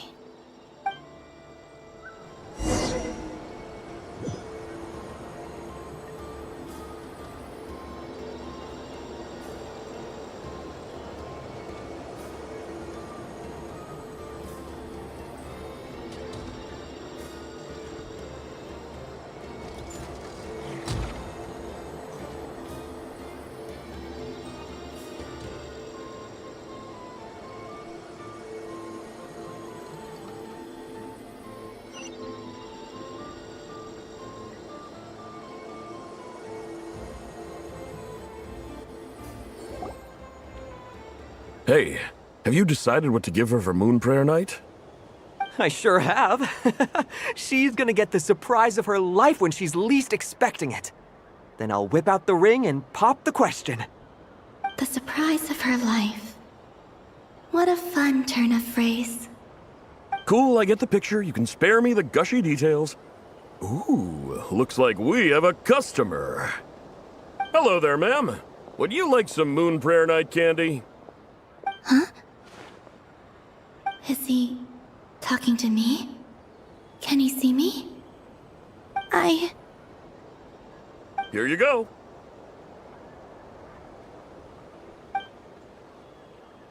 Oh.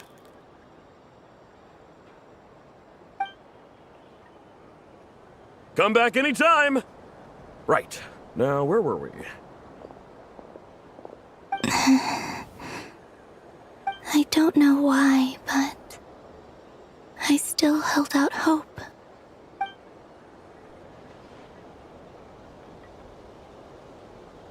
The most important thing right now is to find that mage. This name thing seems super important too, but where do we even start looking? I'd better go pay the Fatui a visit.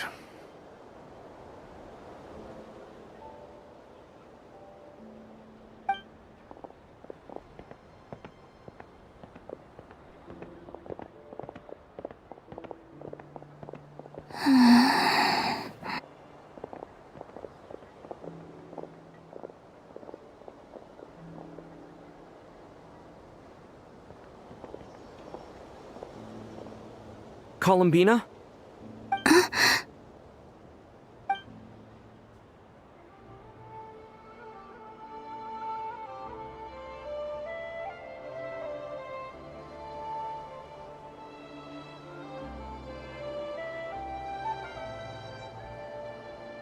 Traveler? Let's go! This is no time to be spacing out!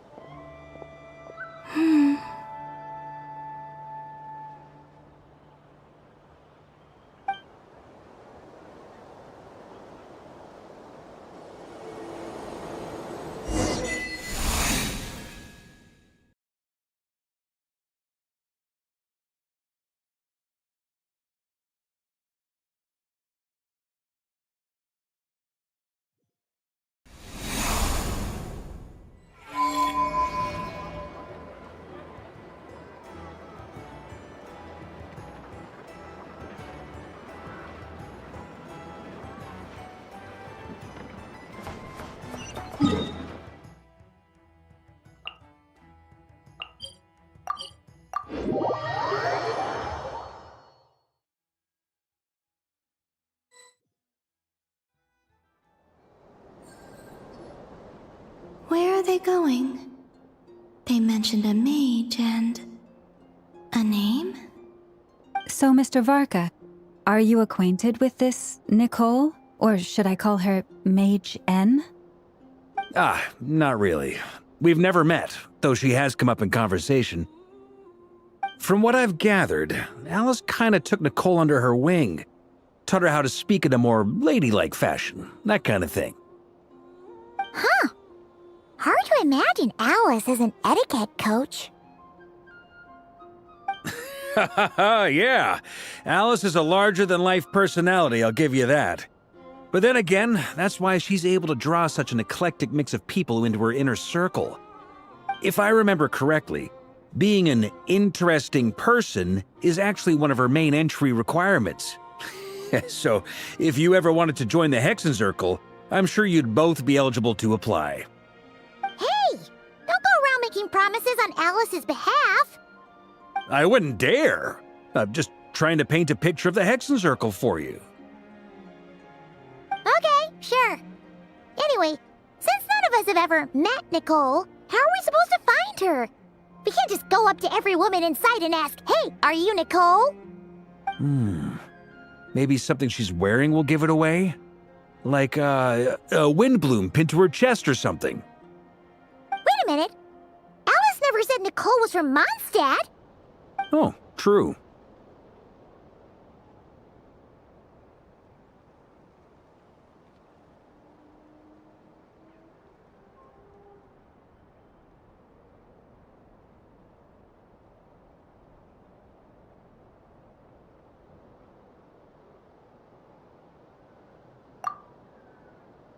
That would be...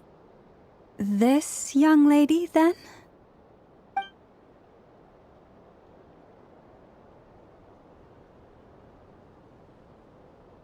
Hey there! Sorry to disturb you, but... are you Miss Nicole? Varka, Knight of Boreas of the Knights of Favonius. Alice might have mentioned me before. Mm-mm. Have we got the wrong person? Sorry. Well, this is awkward.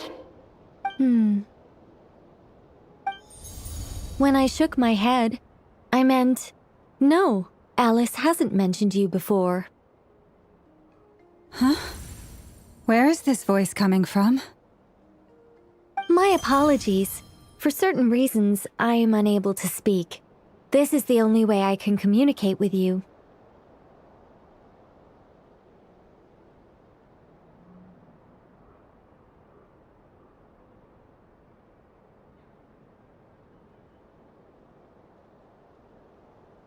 It might take some getting used to, but I hope you can understand. Hey, it's fine.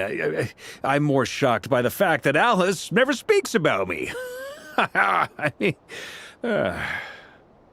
As for you two, we have crossed paths twice before, but it is nonetheless a pleasure to finally meet you. It's really you! Thanks for all your guidance in the past!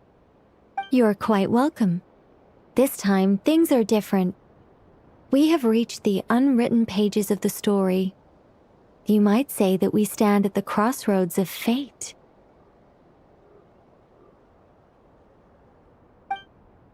Now then, allow me to formally introduce myself. My name is...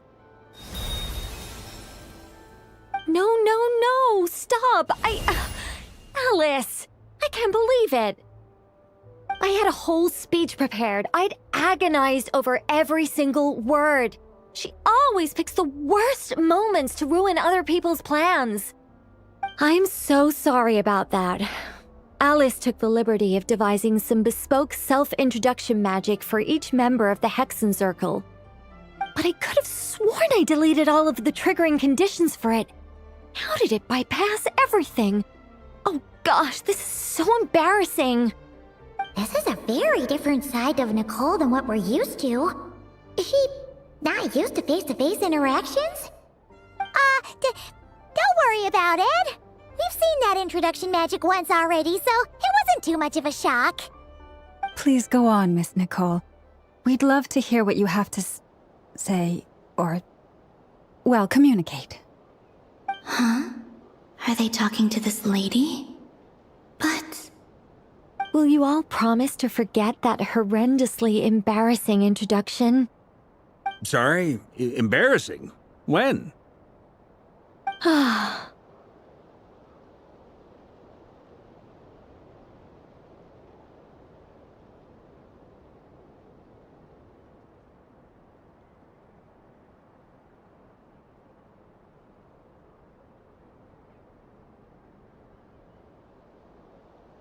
Yes, my name is Nicole, and I am one of a very few angels who have retained both their preferred form and their power. The Traveler and Paimon should be no strangers to this concept. There is another of our kind in Natlan. They call her the Lord of the Night. All right! Paimon remembers her. Yes. Well, I have retained more of my power than she. It's because I don't have a long-term duty to fulfill. To be more specific... no. We'll be here all day if I get into the specifics. Moving on. If I'm not mistaken, you are here because you wish to learn how one might reach the moon beyond the sky. That's right. Is that something you can give us any guidance on? Yes, I do know a way. It began with the Hyperboreans, who lived after the War of Funerary Flame. Blank looks. Maybe I should start with the background of the war. Or maybe not. It shouldn't be an issue. I'll fill in the gaps for you when we have more time. Anyway, after that war ended, the three moons retreated to beyond the false sky. The Hyperboreans were humans I once aided. They accepted the civilization and creations bestowed upon them by the angels. But despite accepting many blessings of the angels, many among them still held on to their faith in the moons. They were reluctant to accept the new order. Even after the War of Funerary Flame, they sought to contact the moon goddesses beyond the sky and receive their guidance. But all three had passed away by that point.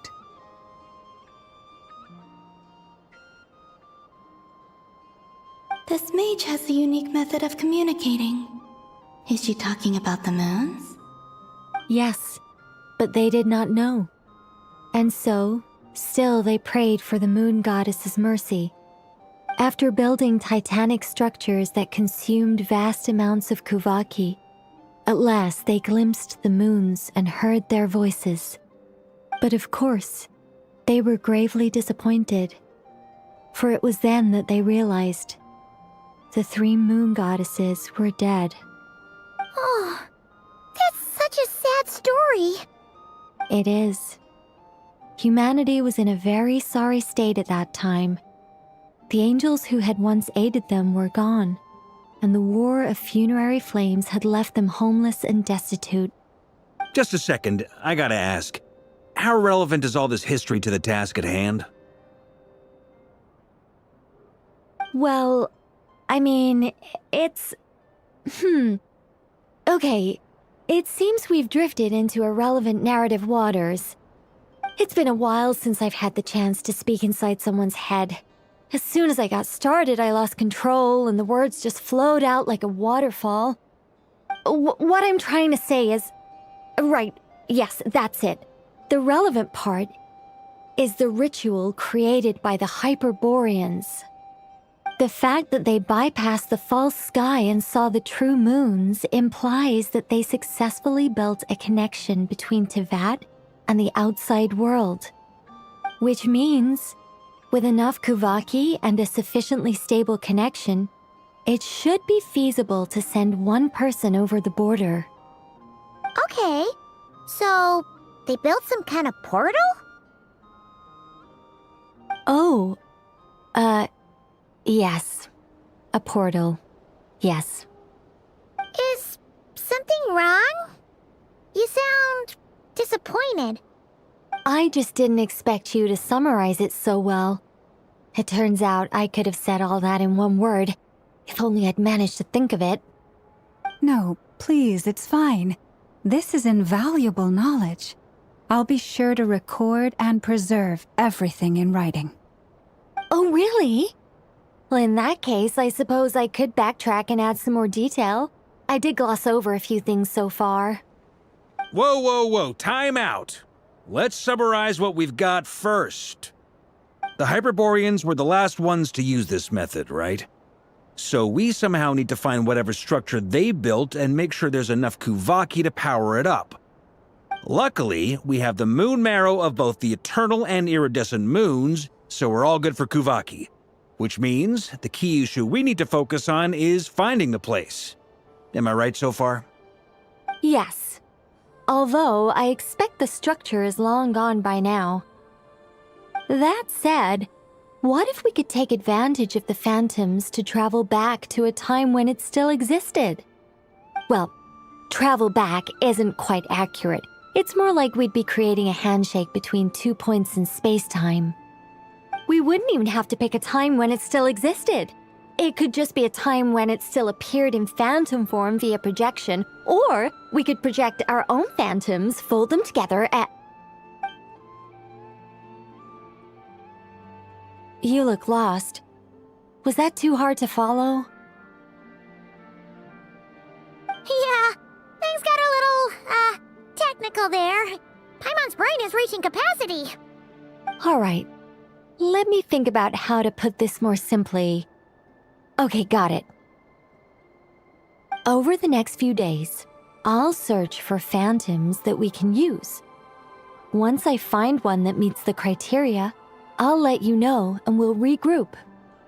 By completing certain rituals, specific individuals will be able to enter the phantom and make it to the Hyperborean structure. If everything checks out and it looks feasible, we'll just need to wait for Moon Prayer Night, and we can send the Moon Goddess back home. I'm really skimping on the detail here. Is this making any sense at all? I think so. For now, we'll just wait to hear from you. Yes. Basically, yes. Great. Counting on you. In the meantime, we'll focus on finding the Moon Goddess's name. My name? Are they looking for a way to stop me from disappearing? Excuse me, Miss... Go on, Miss Nicole. This conversation was a little all over the place. I didn't catch your name. I am Lauma, of the Frost Moon Scions. Ah, I did wonder. I noticed that you listened very intently when I spoke about Hyperborea and the moon's history. If you'd be interested, I'd love to visit you this evening and go through it again in greater detail. Also, if you were serious about making a record, it would be too risky to simply write down the raw details as is. I would suggest some tweaks. Maybe rewrite the stories as fairy tales or fables, perhaps even prayers. Anyway, we can cross that bridge when we come to it. So, see you later then? Oh, and no need to prepare anything. Just a cup of tea will do. See ya! She seems friendly. It's just... It's so nice to find someone who's actually willing to listen. I've been dying for a chance to finally go through all this systematically from start to finish. Any longer and I'd probably start forgetting it.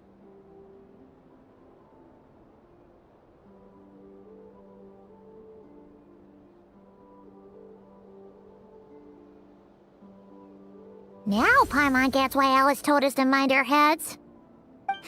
Ha ha ha ha, what did I tell you? A lot of quirky people in Alice's orbit. Now then, the next order of business is, where do we start looking for the Moon Goddess's name? Maybe the rest of what Nicole has to say might give us some clues. Once I've heard her out, I'll summarize the salient points and share them with you all. I'm also inclined to review our other documents. Yes, our faith was first established by our Hyperborean ancestors, but many of the more factually accurate records are from after Kutar's birth.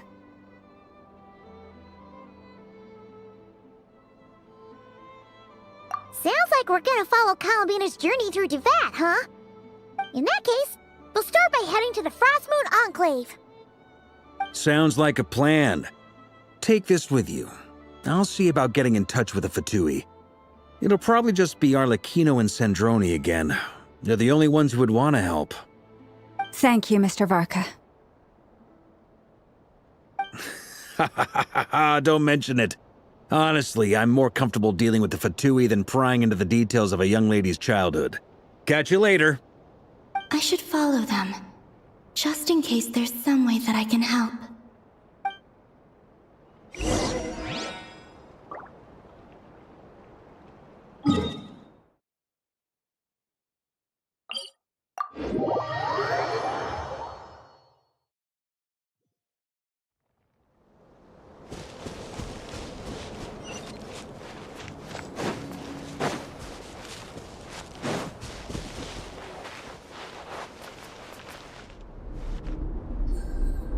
A while ago, I took the time to organize all documents in our possession that pertain to Kutar.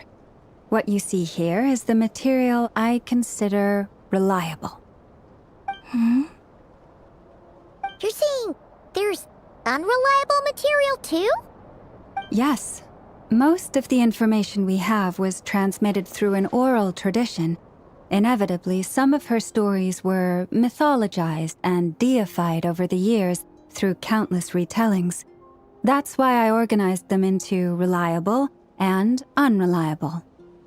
There's no sense seeking answers in history unless we can ensure the veracity of the historical record.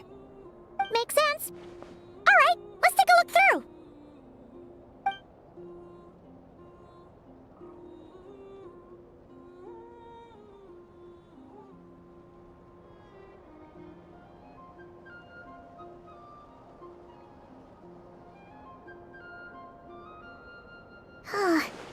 Almost all these records refer to Kutar instead of Columbina. Although neither of those is her real name. Paimon's not sure what point she's trying to make. What we can gather from these records is that the Frostmoon Scions worshipped her as a god, placing impossible expectations upon her. I cannot fault them for their earnest faith, but for all their devotion, worshipping her day in, day out changed nothing. I imagine that none of it resonated with Columbina. It wouldn't surprise me if, even back then, she had already begun to reject the name Kutar and everything it represented. Lama speaks the truth. When I heard them call upon Kutar with hope and expectation in their voices, they may as well have been calling upon somebody else.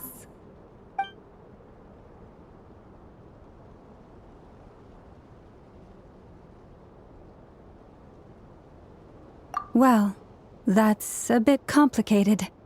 I looked at the level of detail, perceived authenticity, prose style, and how realistic their portrayal of Kutar seemed to be.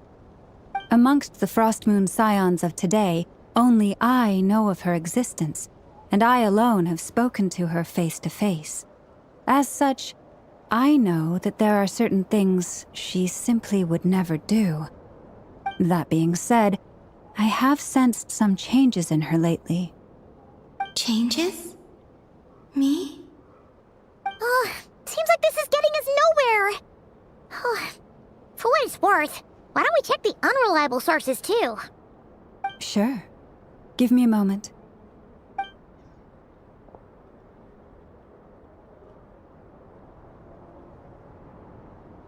Exerting but a fraction of her divine might, Kutar sheared a great mass from the snow-capped mountain and cast it into the sea, upon whose surface shone the mirror image of the moon. Thus was formed the island of Hisi. Yeah, right. That doesn't even begin to pass the sniff test. The 3 moons are naught but lies through and through. Only one moon has ever shone for us, and Kutar is her name.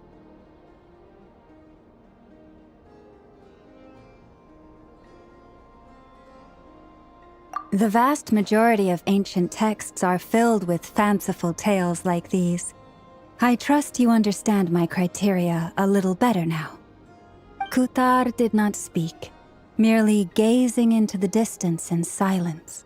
And where her gaze landed, this was her prophecy.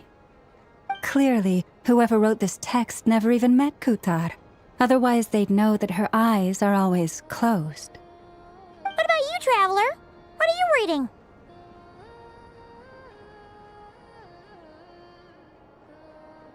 Come on, let Paimon see. The child wished to build a wooden nest with which to shield a fledgling bird from the cold. But being so young and lacking in strength, the child could not snap the branches from the trees. Kutar was passing by. Upon seeing the child, she summoned forth the Kuhenki, who built a beautiful nest for the child. I remember that. Not knowing the meaning of Kutar's divine intervention, the child dared not to respond, and thus ran home to call their parents. But Kutar was gone.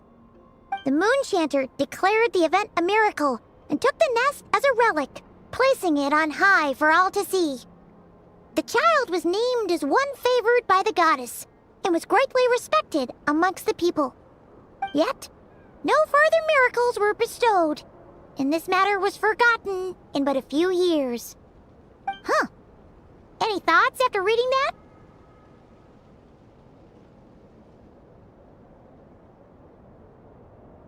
Yeah. Columbina probably just wanted to join the kid in making nests. Ah. I'd originally considered this a fabrication, because Kutar did not perform any similar actions in subsequent records. But now that I think about it, it does seem like something Columbina would do. It's just that... She didn't know how other people would interpret her actions. She was probably worried about making things difficult for people. And so, she gradually stopped joining in. Yes. Oh, that's so sad.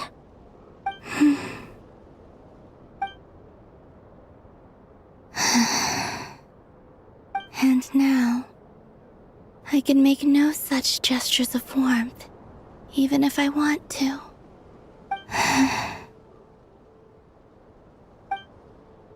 Still no name. That's a bit of a shame. But we did learn some interesting stories. That's gotta count for something. Varka said he was gonna set up a meeting with Arlecchino and Sandrone, right? Let's go back to Nasha Town and see how he's doing.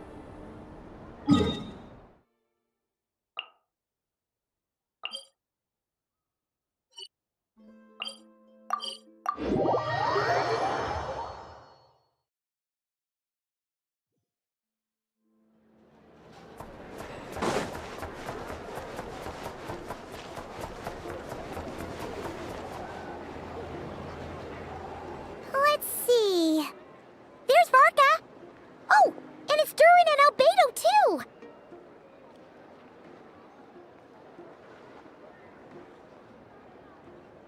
Yeah, this is pretty much the same place we bumped into each other last time.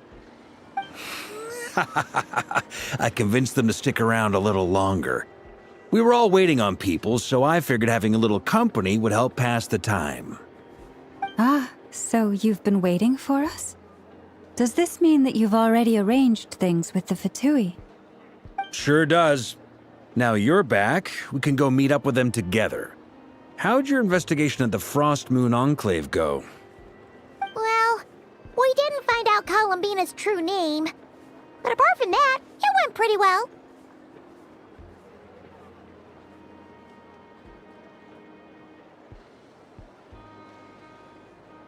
Aha, just as well that I didn't tag along then.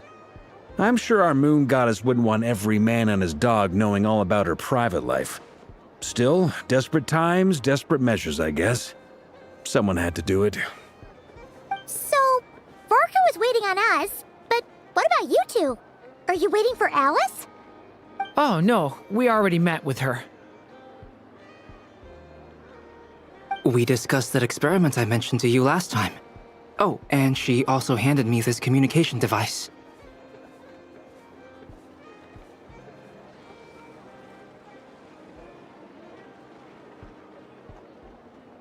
That's right. I understand she informed you about the relationship between the phantom phenomena and Tevat's borders, yes? She wants me to help her with some more experiments on that front. She said that she'll contact me through this device with more information. Ah, I see. Following instructions and making observations. Pretty common research method. Takes me right back to Albedo's lab. Wait, then who exactly are you meeting? Someone you know. Albedo's met him too. But I don't think Miss Lauma or the Grand Master have been introduced. Introductions are overrated, especially in cases like this. It's you! So, it's not like the academia has prohibitions against going abroad. Also, I applied for leave. I've been writing to Hat Guy since obtaining a human form. I've already brought him up to speed on everything that's been going on in Nodcry. Hat Guy? Turns out, I actually have heard that name before. Oh? Then why did you react the same way I did? I only knew the name, not the fella. But since we're all here, let's do some introductions for what it's worth. I'm Varka, Grand Master of the Knights of Favonius. Lauma, Moon Chanter of the Frost Moon Scions. And I'm a Driosh from the Vahumana Darshan of the Sumero Academia. Hat Guy. Good to see you again, Mr. Guy. I believe we last saw each other on the boat ride here.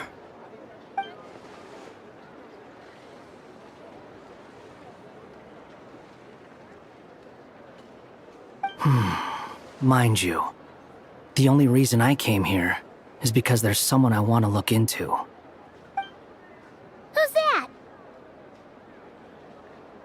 The Doctor, also known as Dottore, second of the Fatui Harbingers.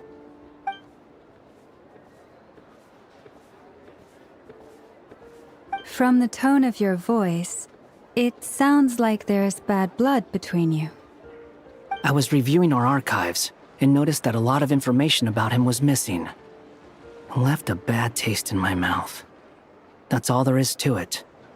Dottore, or Zondik, as he was then known, once studied at the Academia, but he got kicked out before he could graduate.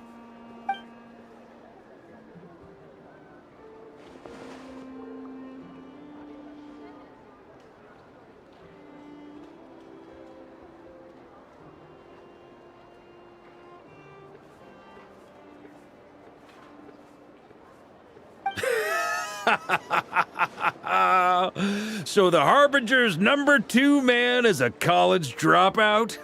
How embarrassing for them. Last we heard, he was planning something. We actually heard that a few times before, even coming to Nodcry, but we haven't seen a trace of him since we got here. He only appears when something interests him. For all we know, he might have left already. But the fact he did something here at all is worth noting. It'll fill a couple extra lines in his file. Why does it sound less like a file you're writing and more like a criminal record? Anyway, we were just about to meet 2 of the other Harbingers. Want to come along? You might learn a thing or two about him there. Sure. Even though they're Harbingers, well, they're old acquaintances of ours, so, you know, when you talk to them, try to be... I got it. The Frost Moon Scions' relations with the Fatui remain tense. Forgive me if I do not attend. In that case, we'll continue assisting Miss Alice with her experiments. Good stuff. Everyone's having a fruitful time. All right, we better get going. I'll lead the way.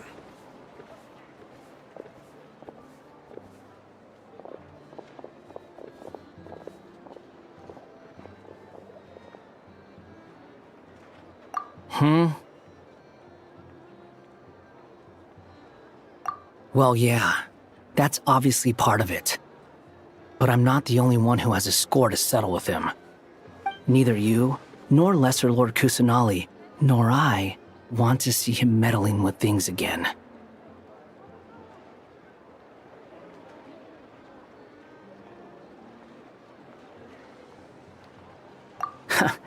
What's the hurry? Don't worry. Pigeons always know which way home is.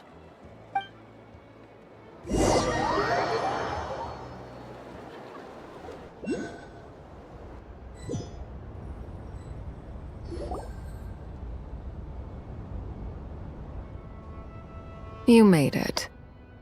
Who is this? A scholar from Sumeru. They call him Hat Guy. He's an old friend of the Travelers. Wait, this is the academia representative you wrote about? He doesn't exactly look the part. I believe this will prove my identity. You'll notice it bears the seal of the Sanctuary of Surasthana. Well, what do you know? So it does. All right then. My mistake. It's fine. I expected as much. What? So as I mentioned in my letter, the Academia's got its eyes on Dottore. But this matter remains top secret. Apart from those assisting in the investigation, the fewer people who know, the better. If anyone asks, I'm here in Nodcry to pursue my personal academic interests. Gotta say, Varka, you did pretty well to keep all this under wraps for so long.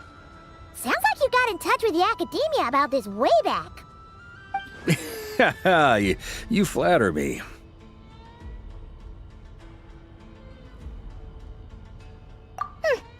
Where do I even start?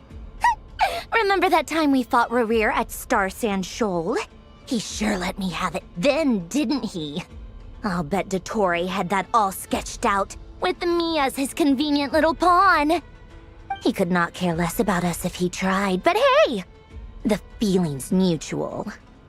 Does Dottore really strike you as the sort who values his relationships with his colleagues? Fair point. Definitely not. Which is why I always keep my guard up whenever he starts making suspicious moves. To that extent, our motivations align. On top of which, I consider you trustworthy people. Now, back on topic. In the wake of the Reikir of Solnari episode, Sandrone and I grew suspicious about Dottore's complete inaction during the entire affair. So we tried to find out what he'd been up to, but unfortunately to no avail. He never lets anyone in on his plans. The more he cares about something, the more secretive he gets. Indeed. Perhaps he believes that by keeping a low profile, he can avoid trouble. But that trick isn't going to work on his colleagues. Yeah, I mean, he's been researching the ancient moon's remnants. And he's been trying to get his paws on the moon marrows. Only an idiot would believe he doesn't have something more planned. With this in mind, I returned to Snezhnaya and relayed my thoughts to Her Majesty the Tsaritsa, entreating her to have him recalled. That's pretty direct. Did the Tsaritsa agree? Yes. I made it abundantly clear that the Fatui's business in Nodcry is almost concluded, and we do not need 3 harbingers in this territory. Her Majesty concurred. Accordingly, Dottore has returned at her orders. I imagine he is continuing with experiments, which no one besides he would ever have any interest in.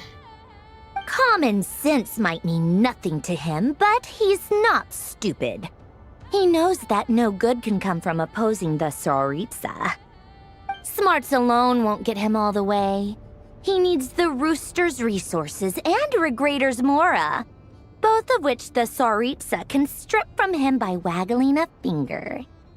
But doesn't he have a track record of publicly following orders while going against them in private?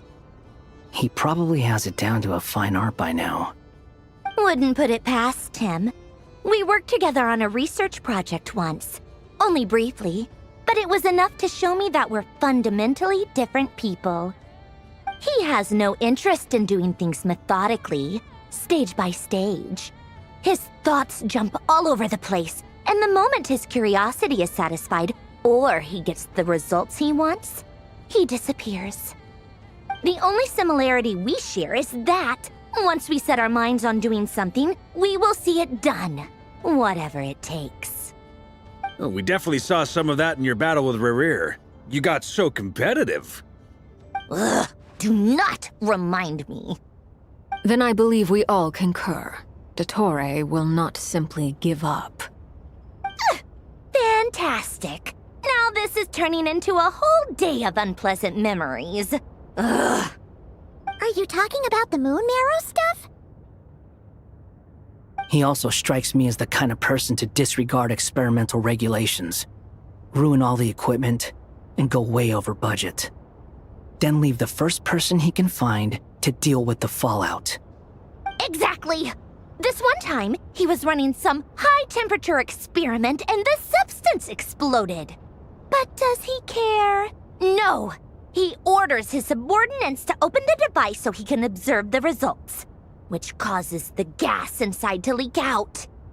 That gas was poisonous. If I hadn't been there, who knows how many people might have died. And after all that, he left while I was still cleaning up after his mess.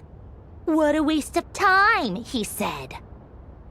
Waste of time? The nerve! He wasted my time! You've been bottling that up for a while, huh? Hat guy, I must say, you seem awfully familiar with internal Fatui affairs. Especially when it comes to Dottore. Thank you, Lady Harbingers, for providing such valuable information. I have no other questions for now, so I'll be on my way. Wait, what? You're just gonna leave? You're welcome to join if you want. Ugh. Just when Paimon thought he'd finally mellowed out. He makes quite the impression. I'll say. I've met tons of headstrong people, but not many of them would join me in bad-mouthing Dottore. Anyway, back to the main agenda. Barca, you said that Columbina has gone missing? Or rather, disappeared. Yeah. We're working on building a connection between her and this world. The simplest method is to find out her real name. I've actually asked her that question before, but she said she didn't know. Considering our relationship, I doubt she was lying to me.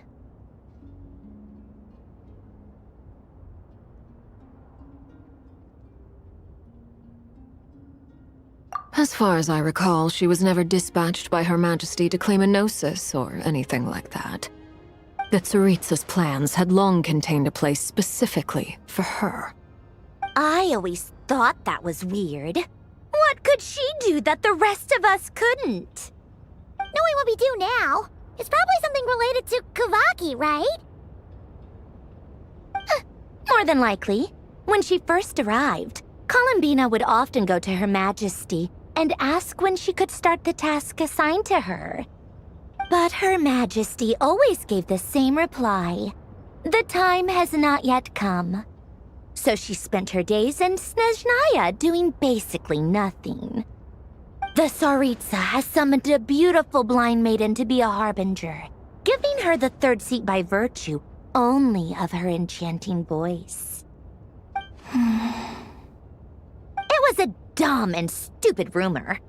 But the reality of the situation made it hard to refute. And what happened after that? I imagine she stopped caring. She no longer seemed to care why she had been recruited, and Her Majesty never gave her any missions, so she just continued to sing in the flower garden. For my part, I was busy. So busy, in fact, that watching someone be that idol had me fuming. But still, I got the sense that she had long been used to a life of other people claiming she was needed when she wasn't.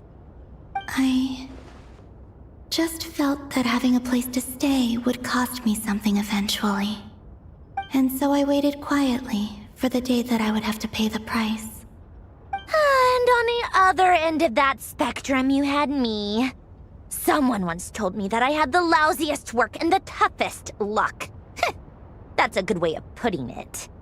I forget who said it, but those words have always stuck with me.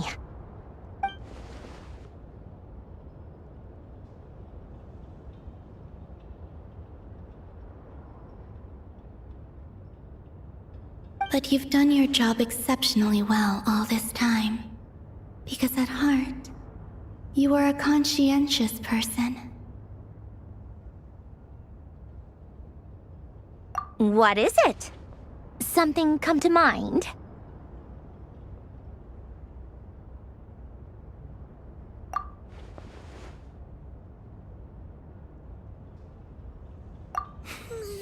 That makes sense. Nothing screams you are needed like your name shouted from across the town. Well, good luck with it. But if you ask me, Colambina is still the most shoutable name. I'm just so used to it now, after all the arguments we've had. I can't be bothered trying to remember another name for her. Nor I. Sandrone. Harlequino.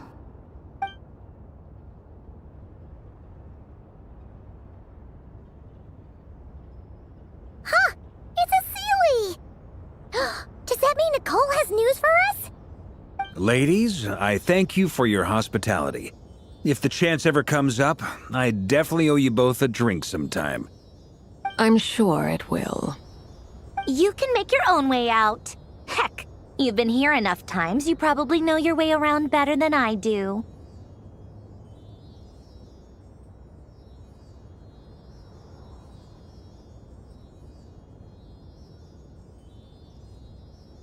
Okay, time to do what adventurers do best. Follow that Sealy!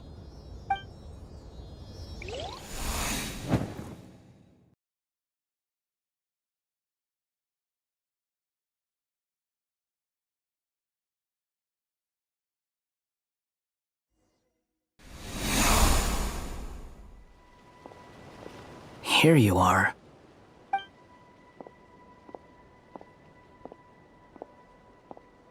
Oh, hat guy. How come you're back so soon? Did things go all right with the Fatui? Fine. Dotori's been summoned home by the Tsaritsa. Couldn't get much more than that. How about you? Any progress with the investigation? Unfortunately not. We've tried everything. Different phantoms, different locations, different points in history. But the results are the same each time. Abyssal monsters roaming the land. People crying out in despair, with no hope of being rescued. Every time I see it, I can't help but think, is this what it was like in Mondstadt when Dragonspine Durin attacked? And, if I fail in the task I've been given, will I create yet another tragedy? That's just meaningless speculation.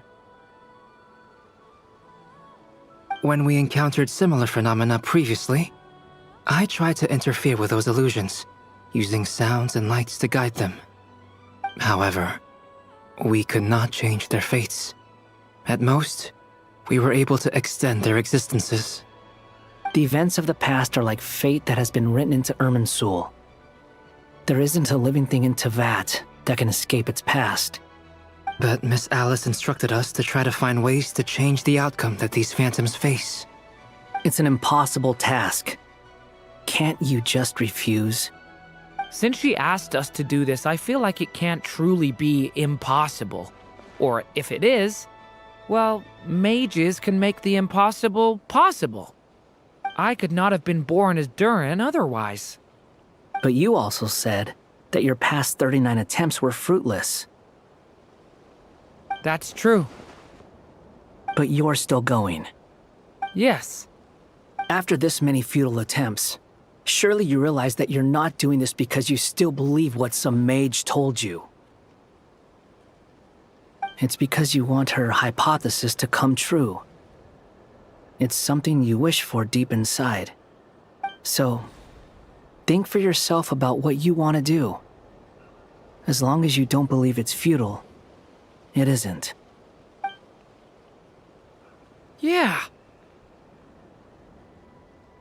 Previous experience indicates that we cannot touch the phantoms, which limits the effectiveness of our interventions. If we want to clear this hurdle, we need to break this rule somehow. Same thought here. Following the same rules means repeating the same failures. Reducing ourselves to mere playthings of fate. So you mean we need to figure out a way to make contact with them despite knowing that we can't? Yes, and I suspect that's something only you are capable of. Everything in Teyvat is logged in Irminsul, but the withering that once occurred in Sumeru was a sign that the Great World Tree was being corrupted. This corruption allowed things that should not have existed in Teyvat to appear. This is tantamount to rewriting reality to an extent. You're saying abyssal power might be able to affect those phantoms? No one's ever tried it before. If you're gonna try it, it'll take courage. And you have to be confident that you can control it. Is anyone there? Has anyone seen my daughter? She's missing. I have to find her. I hear someone inside. Spargana? Are you in there?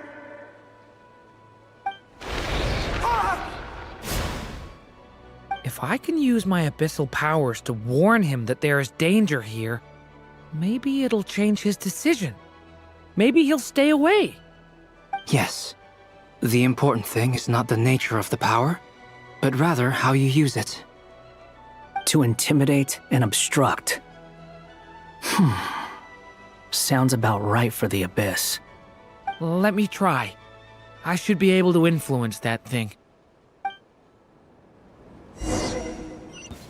Have you seen a little girl? What? This isn't the time for that! Just run!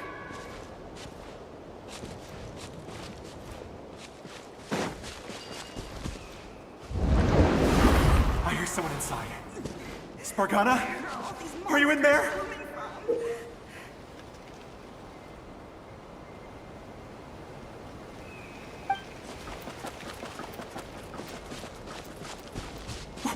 What is this? Looks dangerous. I should get out of here.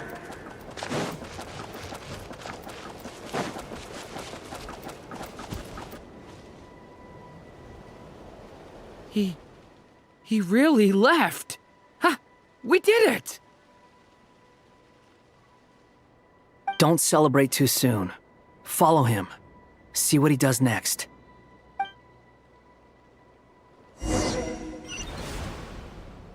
Monsters approaching from the front. You need to stop them and create an opportunity for him to hide.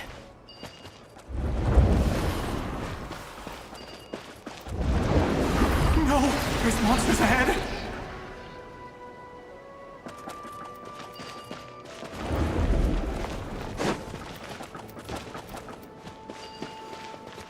Wait, is that the barrier I saw earlier?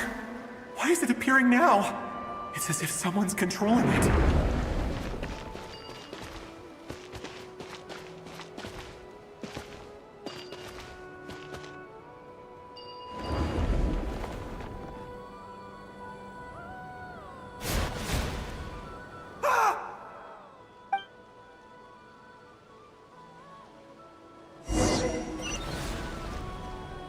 Monsters approaching from the front. You need to stop them and create an opportunity for him to hide.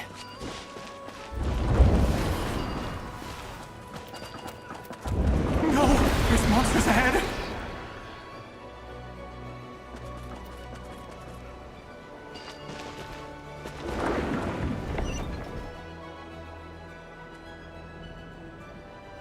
Wait, is that the barrier I saw earlier? Why is it appearing now? It's as if someone's controlling it.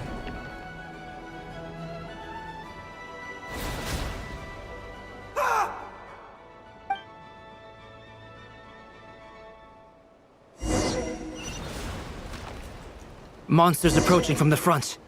You need to stop them and create an opportunity for him to hide.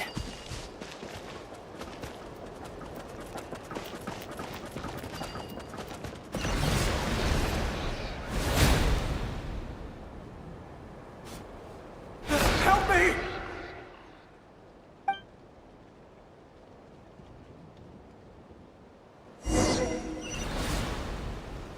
Monsters approaching from the front. You need to stop them and create an opportunity for him to hide.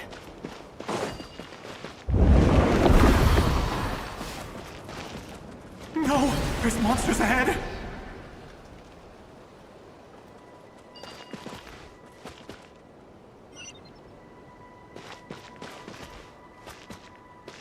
Wait, is that the barrier I saw earlier? Why is it appearing now? It's as if someone's controlling it.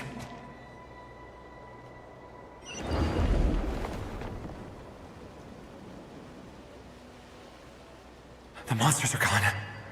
Is it safe now?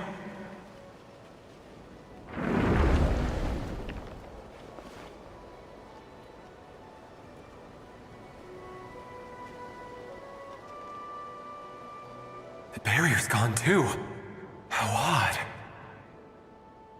Anyway, I guess I'll keep going. Quickly, let's keep up.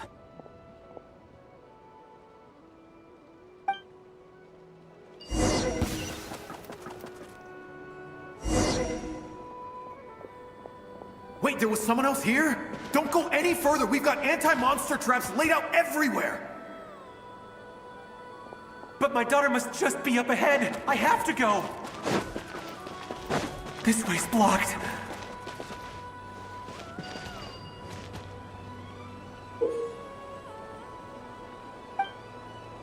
This bit.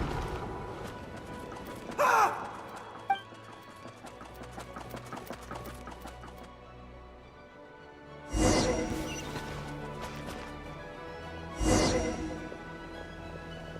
Wait, there was someone else here? Don't go any further. We've got anti-monster traps laid out everywhere. But my daughter must just be up ahead. I have to go. This way's blocked.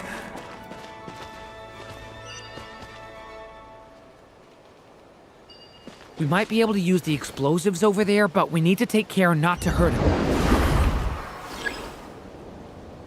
I'll use the barrier to keep him at a safe distance. This barrier seems to be helping me somehow.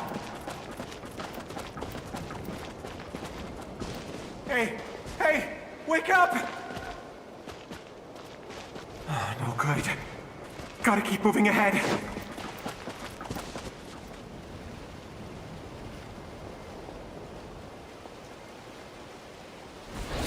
So many monsters! There's still a chance, Durin. Use the traps.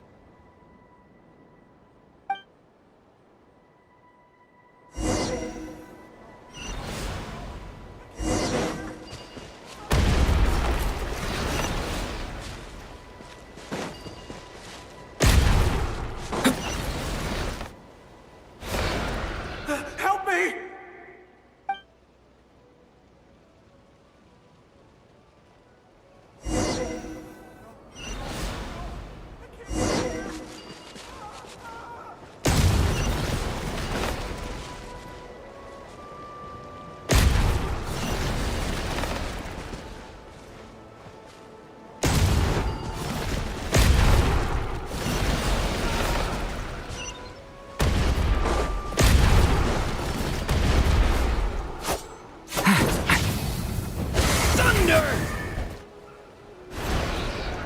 Help me!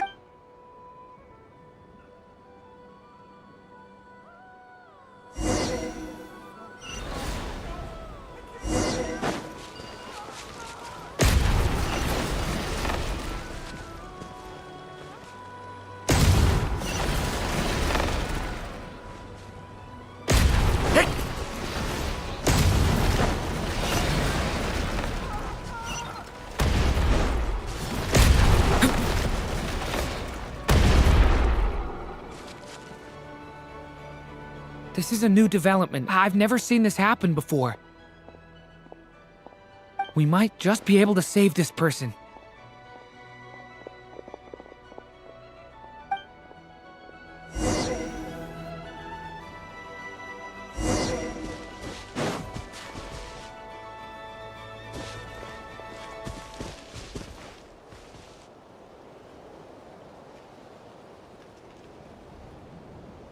Hello there.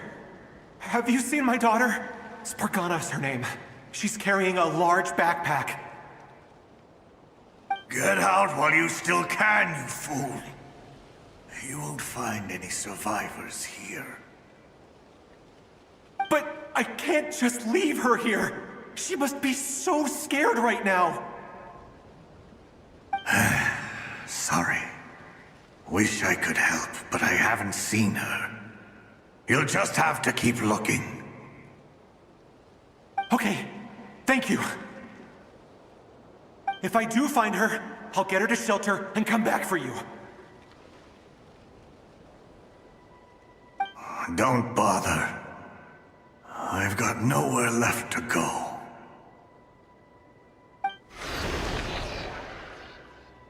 What's that noise? Monster!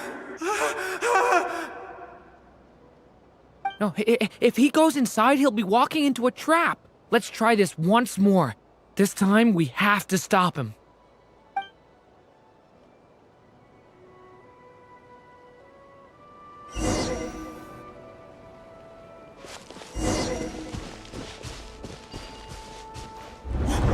Why? How will I know where Spargana's gone like this? You know what? I'll trust this strange barrier. It's gotten me this far after all.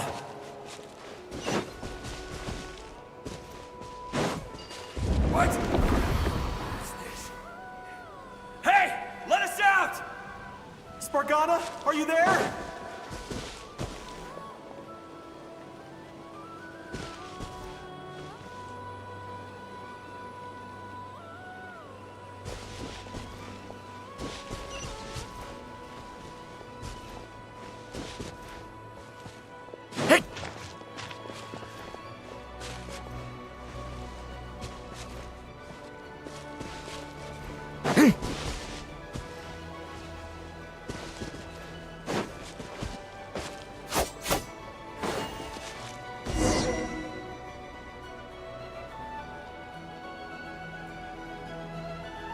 Huh?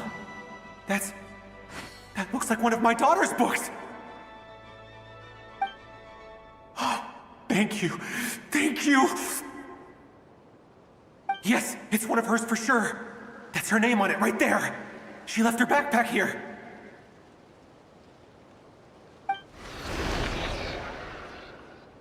Durin, just like last time. Use the explosives.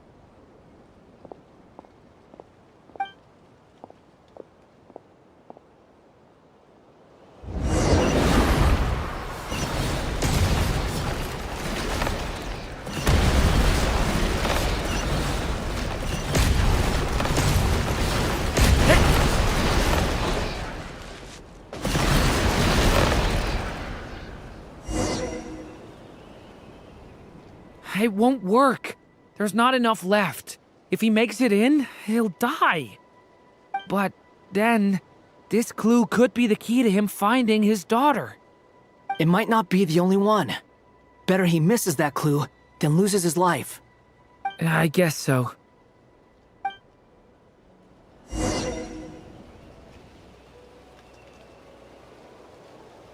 Stop him, Durin. We can't let him get any further in. That's my daughter's book! She's passed this way!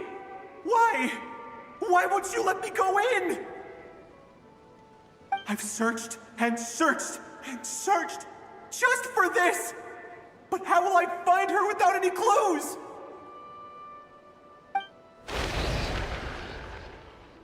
I no longer have anywhere else to go.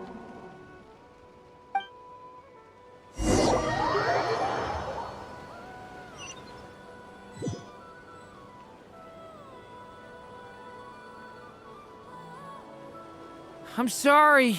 I'm so sorry. He refuses to go anywhere else. Whether he opens this door or not, all that awaits him now is death. We couldn't change his fate. Albedo? Hat guy? Let's try one more time. I don't know how we're gonna do this, but I don't want to give up either.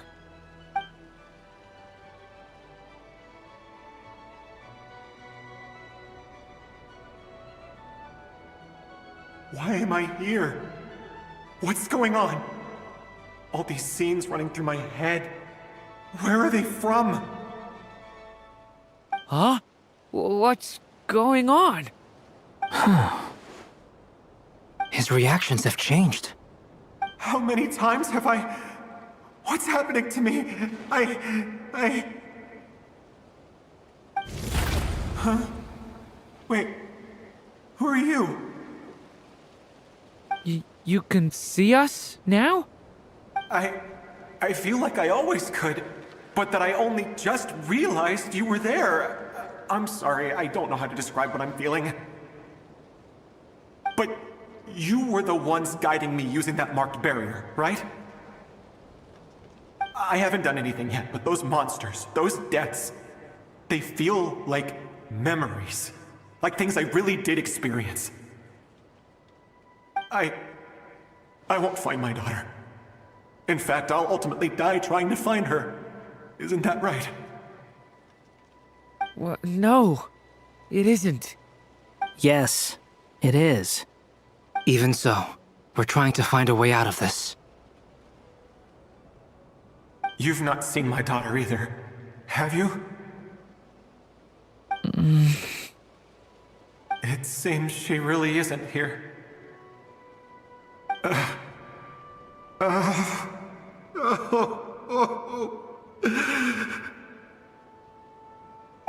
I'm sorry we couldn't help you.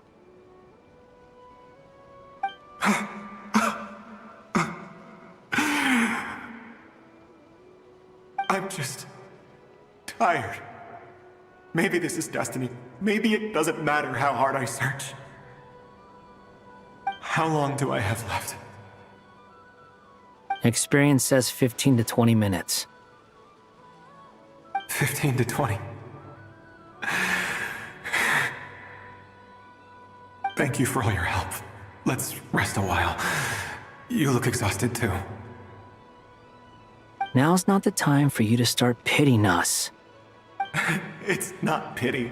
I'm just realizing that I've only got 10 or so minutes left. You know?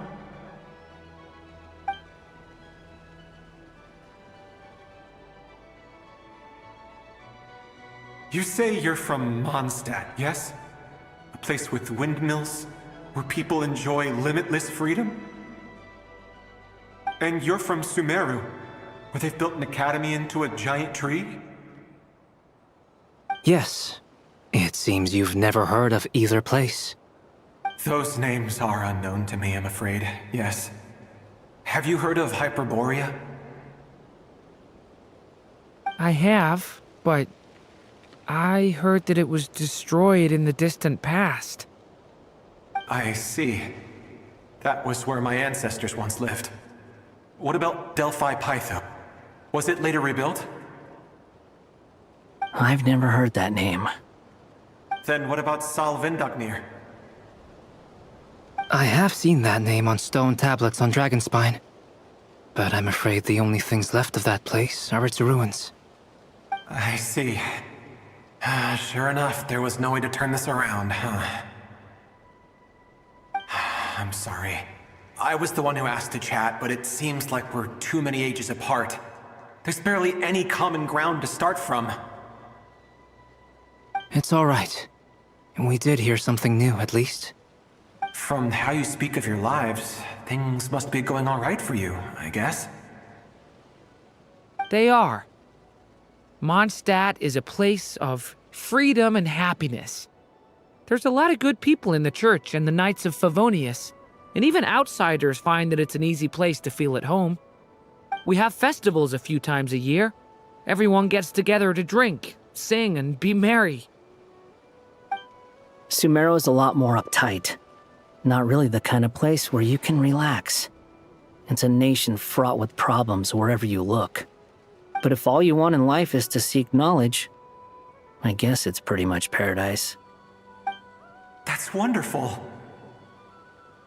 In other words, after this all-devouring black tide passed, humanity did not merely avoid extinction, but rose to build prosperous civilizations anew. I mean, I can see you all right now. That must mean the future isn't a total mess, right? That's true. Well, time's almost up. Let's part ways, I think.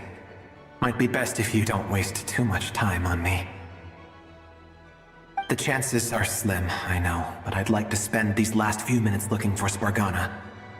If things work out, I'd love to tell her about what I've heard. May we meet again. Well, or not, most probably. In that case, may your wishes come true.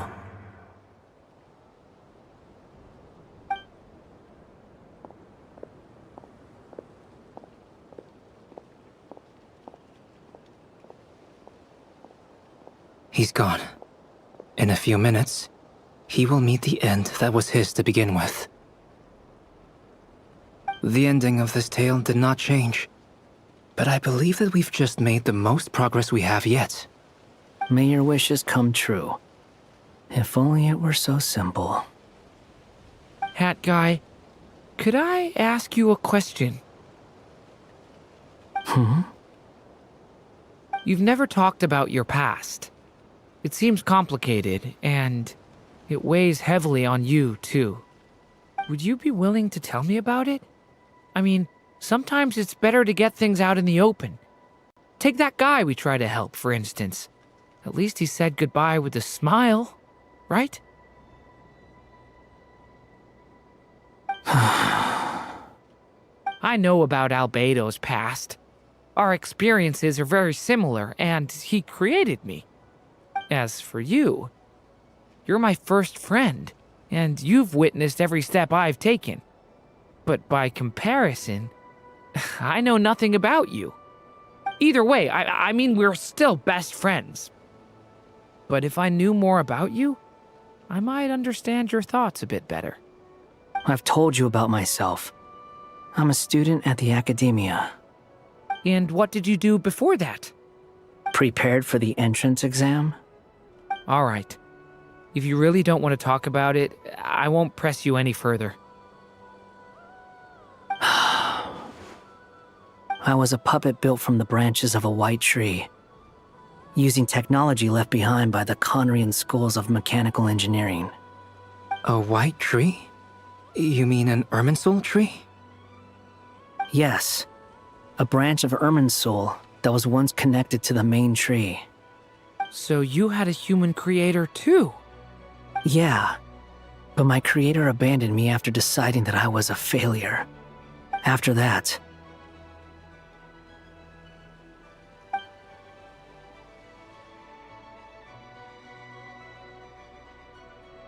Durin. Resisting the influence of the Abyss, suppressing the urge to destroy, trying to do the right thing. None of these things are easy. But no matter how hard they are, trying to rewrite past wrongs is far harder. You asked me if you would create a new tragedy if you failed. I told you there was no point speculating about that. But the real answer is, yes, you absolutely will. That guy. But at least you've got people here to help steer you away from the wrong path. So, just keep aiming towards the light. I will. I promise. All right, break time's over. Hello? Durin speaking. Hello, friends, it's me! What have you been up to, I'm detecting some unmistakable fluctuations here at the border. The amplitude isn't particularly high, but they're completely different signals from the ones before, and the scale is comparable to those I've detected previously. Alice, we were unable to save that person. However, he appears to have retained a portion of the memories gained through that cycle, and was able to hold a conversation with us. I see. Well, that is rather odd indeed. It definitely merits further attention. Could I trouble you to keep trying the same approach? I need to gather some more data. Counting on you.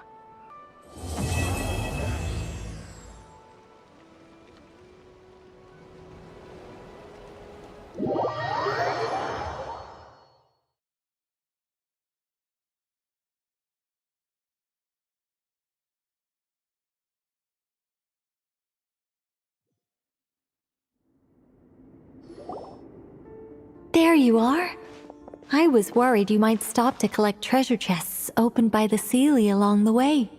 It would have taken you so much longer to get here. Another conversation I cannot hear.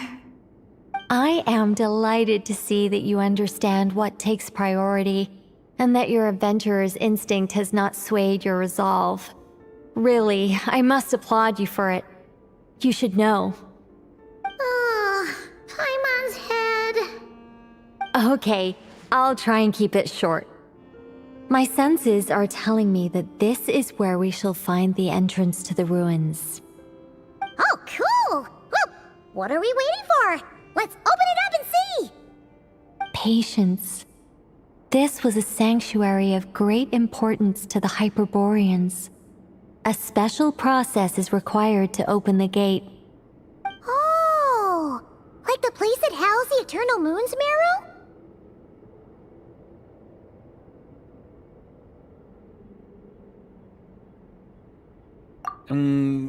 Okay, so what's the plan?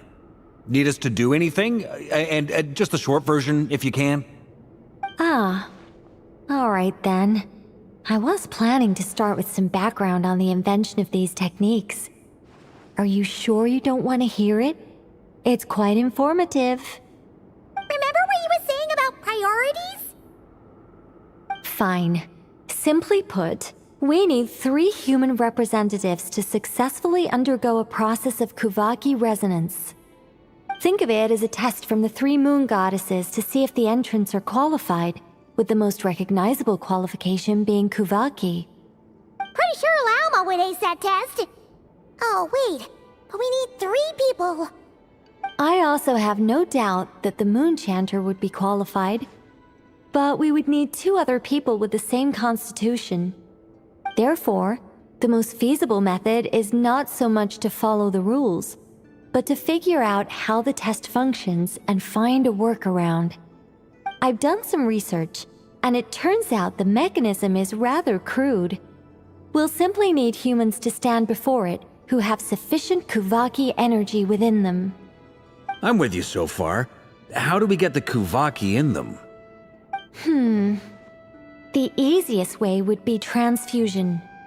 Take some Kuvaki from Nodcry's soil, put it into the bloodstream, and get it circulating in the body. So we're going to cheat on the test? Precisely. There are other methods, but this is the simplest one. Cheating the system is much easier than trying to hide from it. Huh? Sorry? Does the idea of cheating upset you, Miss Lauma? No, that's not it. I suddenly had an idea. Ooh, what is it? It's about Moon Prayer Night. I figured out a way for Utara to join in the festivities. Huh? But as Paimon said, we need to have our priorities straight. Let's get back to the test. I'll follow up with Nefer on the festival arrangements. Oh, okay. Anyway, is this really the best method we have? A Kuvaki transfusion sounds dangerous, no matter how you slice it. If you think that's dangerous, wait till you hear the other methods. I'd be more than happy to go through them if you'd like. There are several. No need, we're good. Let's go with this one. Very well. Kuvaki transfusion it is. Now, I should mention that the risks can be greater or lower depending on individual compatibility. It would be rash to simply infuse the Kuvaki and hope for the best. If the body rejects it, the reaction can be quite severe. The symptoms are similar to another condition that some people living here suffer from, known as congenital Kuvaki sensitivity. So, before we execute our plan, I will perform a simple test of my own to see who is compatible and who is not. Once that is done, we will have to complete the resonance process as rapidly as possible. The participants must remain stationary while the Kuvaki circulates and bonds with them, and they mustn't eat or drink anything. What? No eating or drinking? That's some hardcore fasting. They'll all be monks by the time they're through.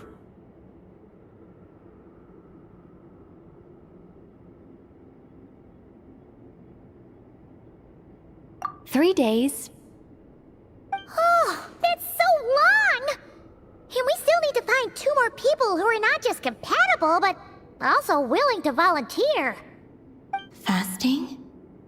What are they talking about?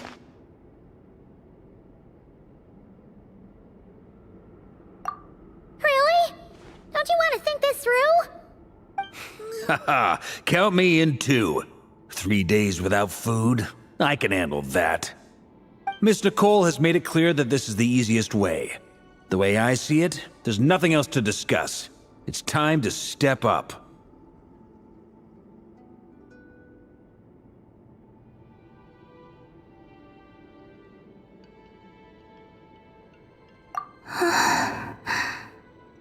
Yeah, you're right. In that case, Paimon volunteers to be Captain of Logistics. She'll keep the fires lit and grab some spare clothes to keep you comfortable. Then we'll start with you first, Traveler. Please step forward.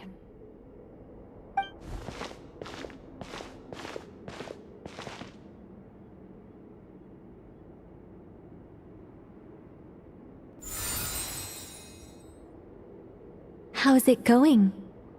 Do you feel anything?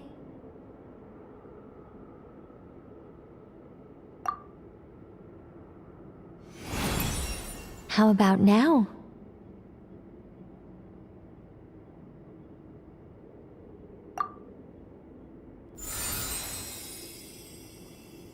And now?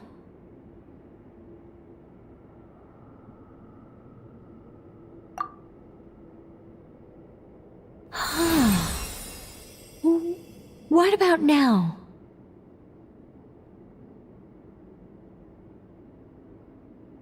You guys, it's not a competition, you know. All right, I'm officially impressed. Even as a descender, you can withstand far more than I imagined. It's like I summoned a giant stone titan to arm wrestle you, and your arm hasn't even moved an inch. In my last attempt, I infused 5 times the amount of Kuvaki required.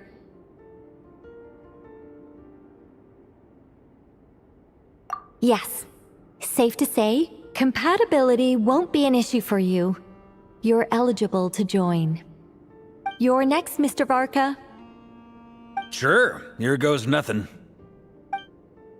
All right, I'll start where we left off. 5 times the required Kuvaki dose. Whoa, whoa, whoa, hey, wait a minute. How's it going?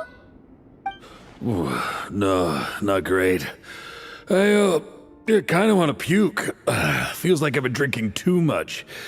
A few bottles of wine, then a big stein of Dark Horse, with some hard liquor from Liyue mixed in. You think this is funny? I just lost to a young lady in an arm wrestling contest. I'm never gonna live that down. My apologies. I'll lower the concentration and try again. Oh. How's it going now? I'm not as dizzy as last time, but I can still feel it pulsing around. In that case, you wouldn't be an ideal choice, Mr. Varka. Let's try someone else. Okay, let's go ask some of our other friends then.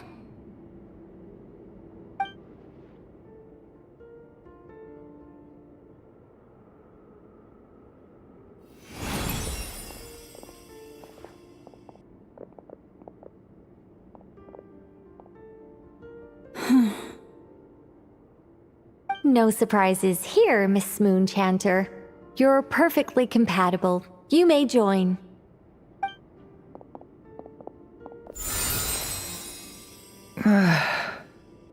I'm getting a slight headache. Shame. You were so close. Whoa! I'm itching all over! Allergic reaction. We can't have that. Huh? Well, are you gonna start a what? The Hexenzirkel is an organization that cares for and protects children. We will not have them do dangerous things. Not even tests.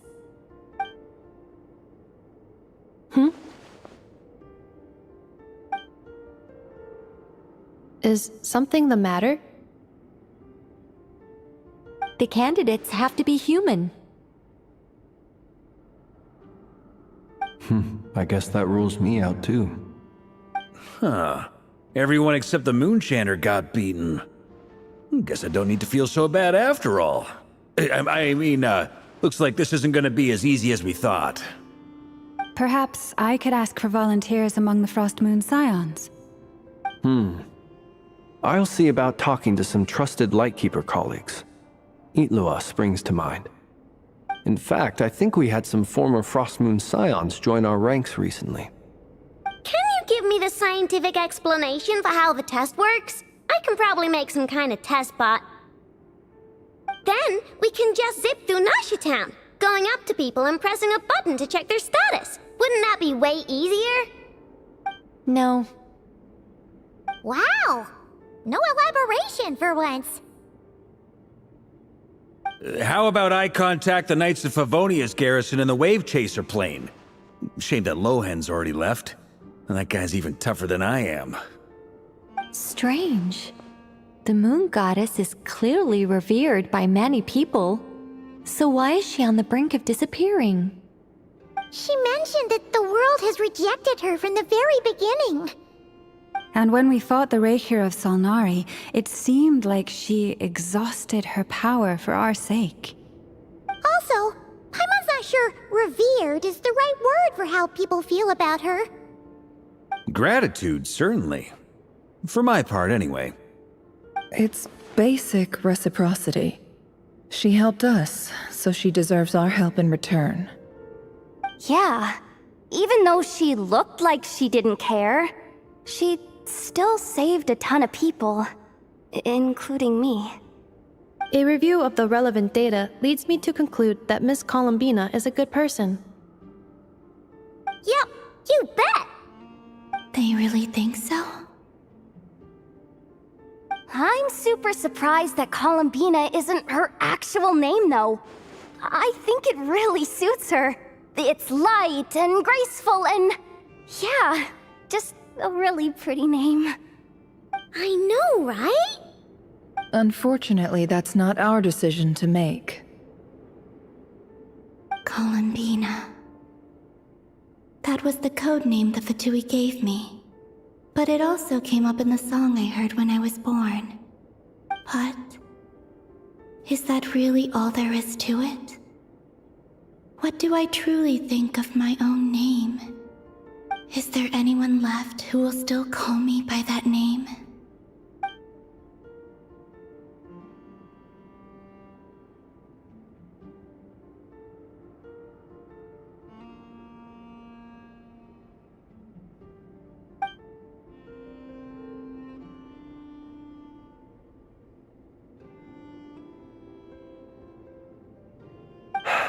Moonprayer Night is getting closer by the day.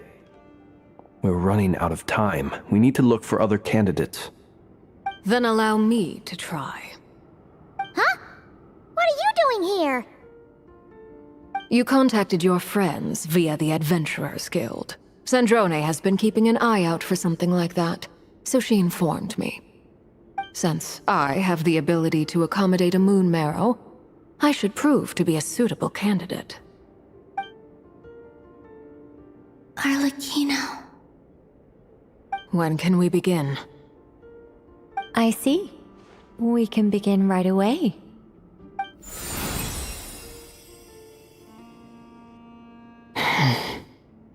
How was it? Did you feel any discomfort? Not at all. Then it seems we shan't need to look for additional candidates after all. Great!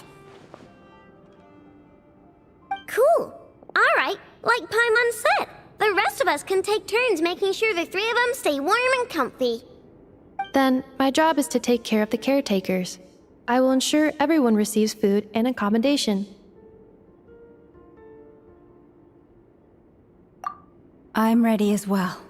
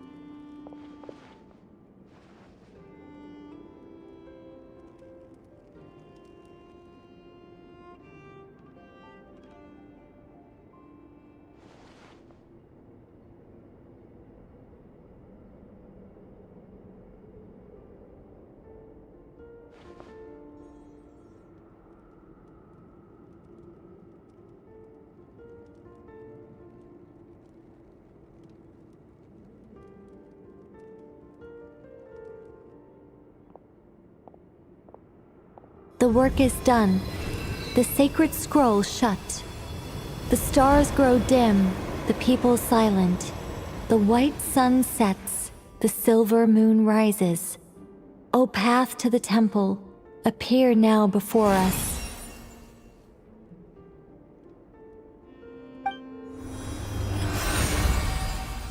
Wow! It really opened!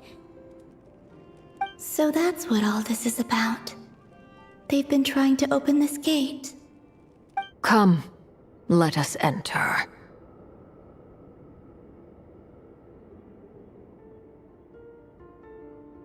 It might be best to eat something first. Take care to chew properly and swallow slowly. It will give your body time to readjust to the digestion process. They will head in soon. They will need to enter this gate.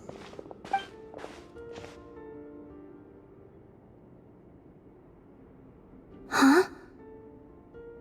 I cannot pass through. Is it because I have no physical body? It has been 3 days. My strength has all but completely faded. Can I really hold on until Moon Prayer Night?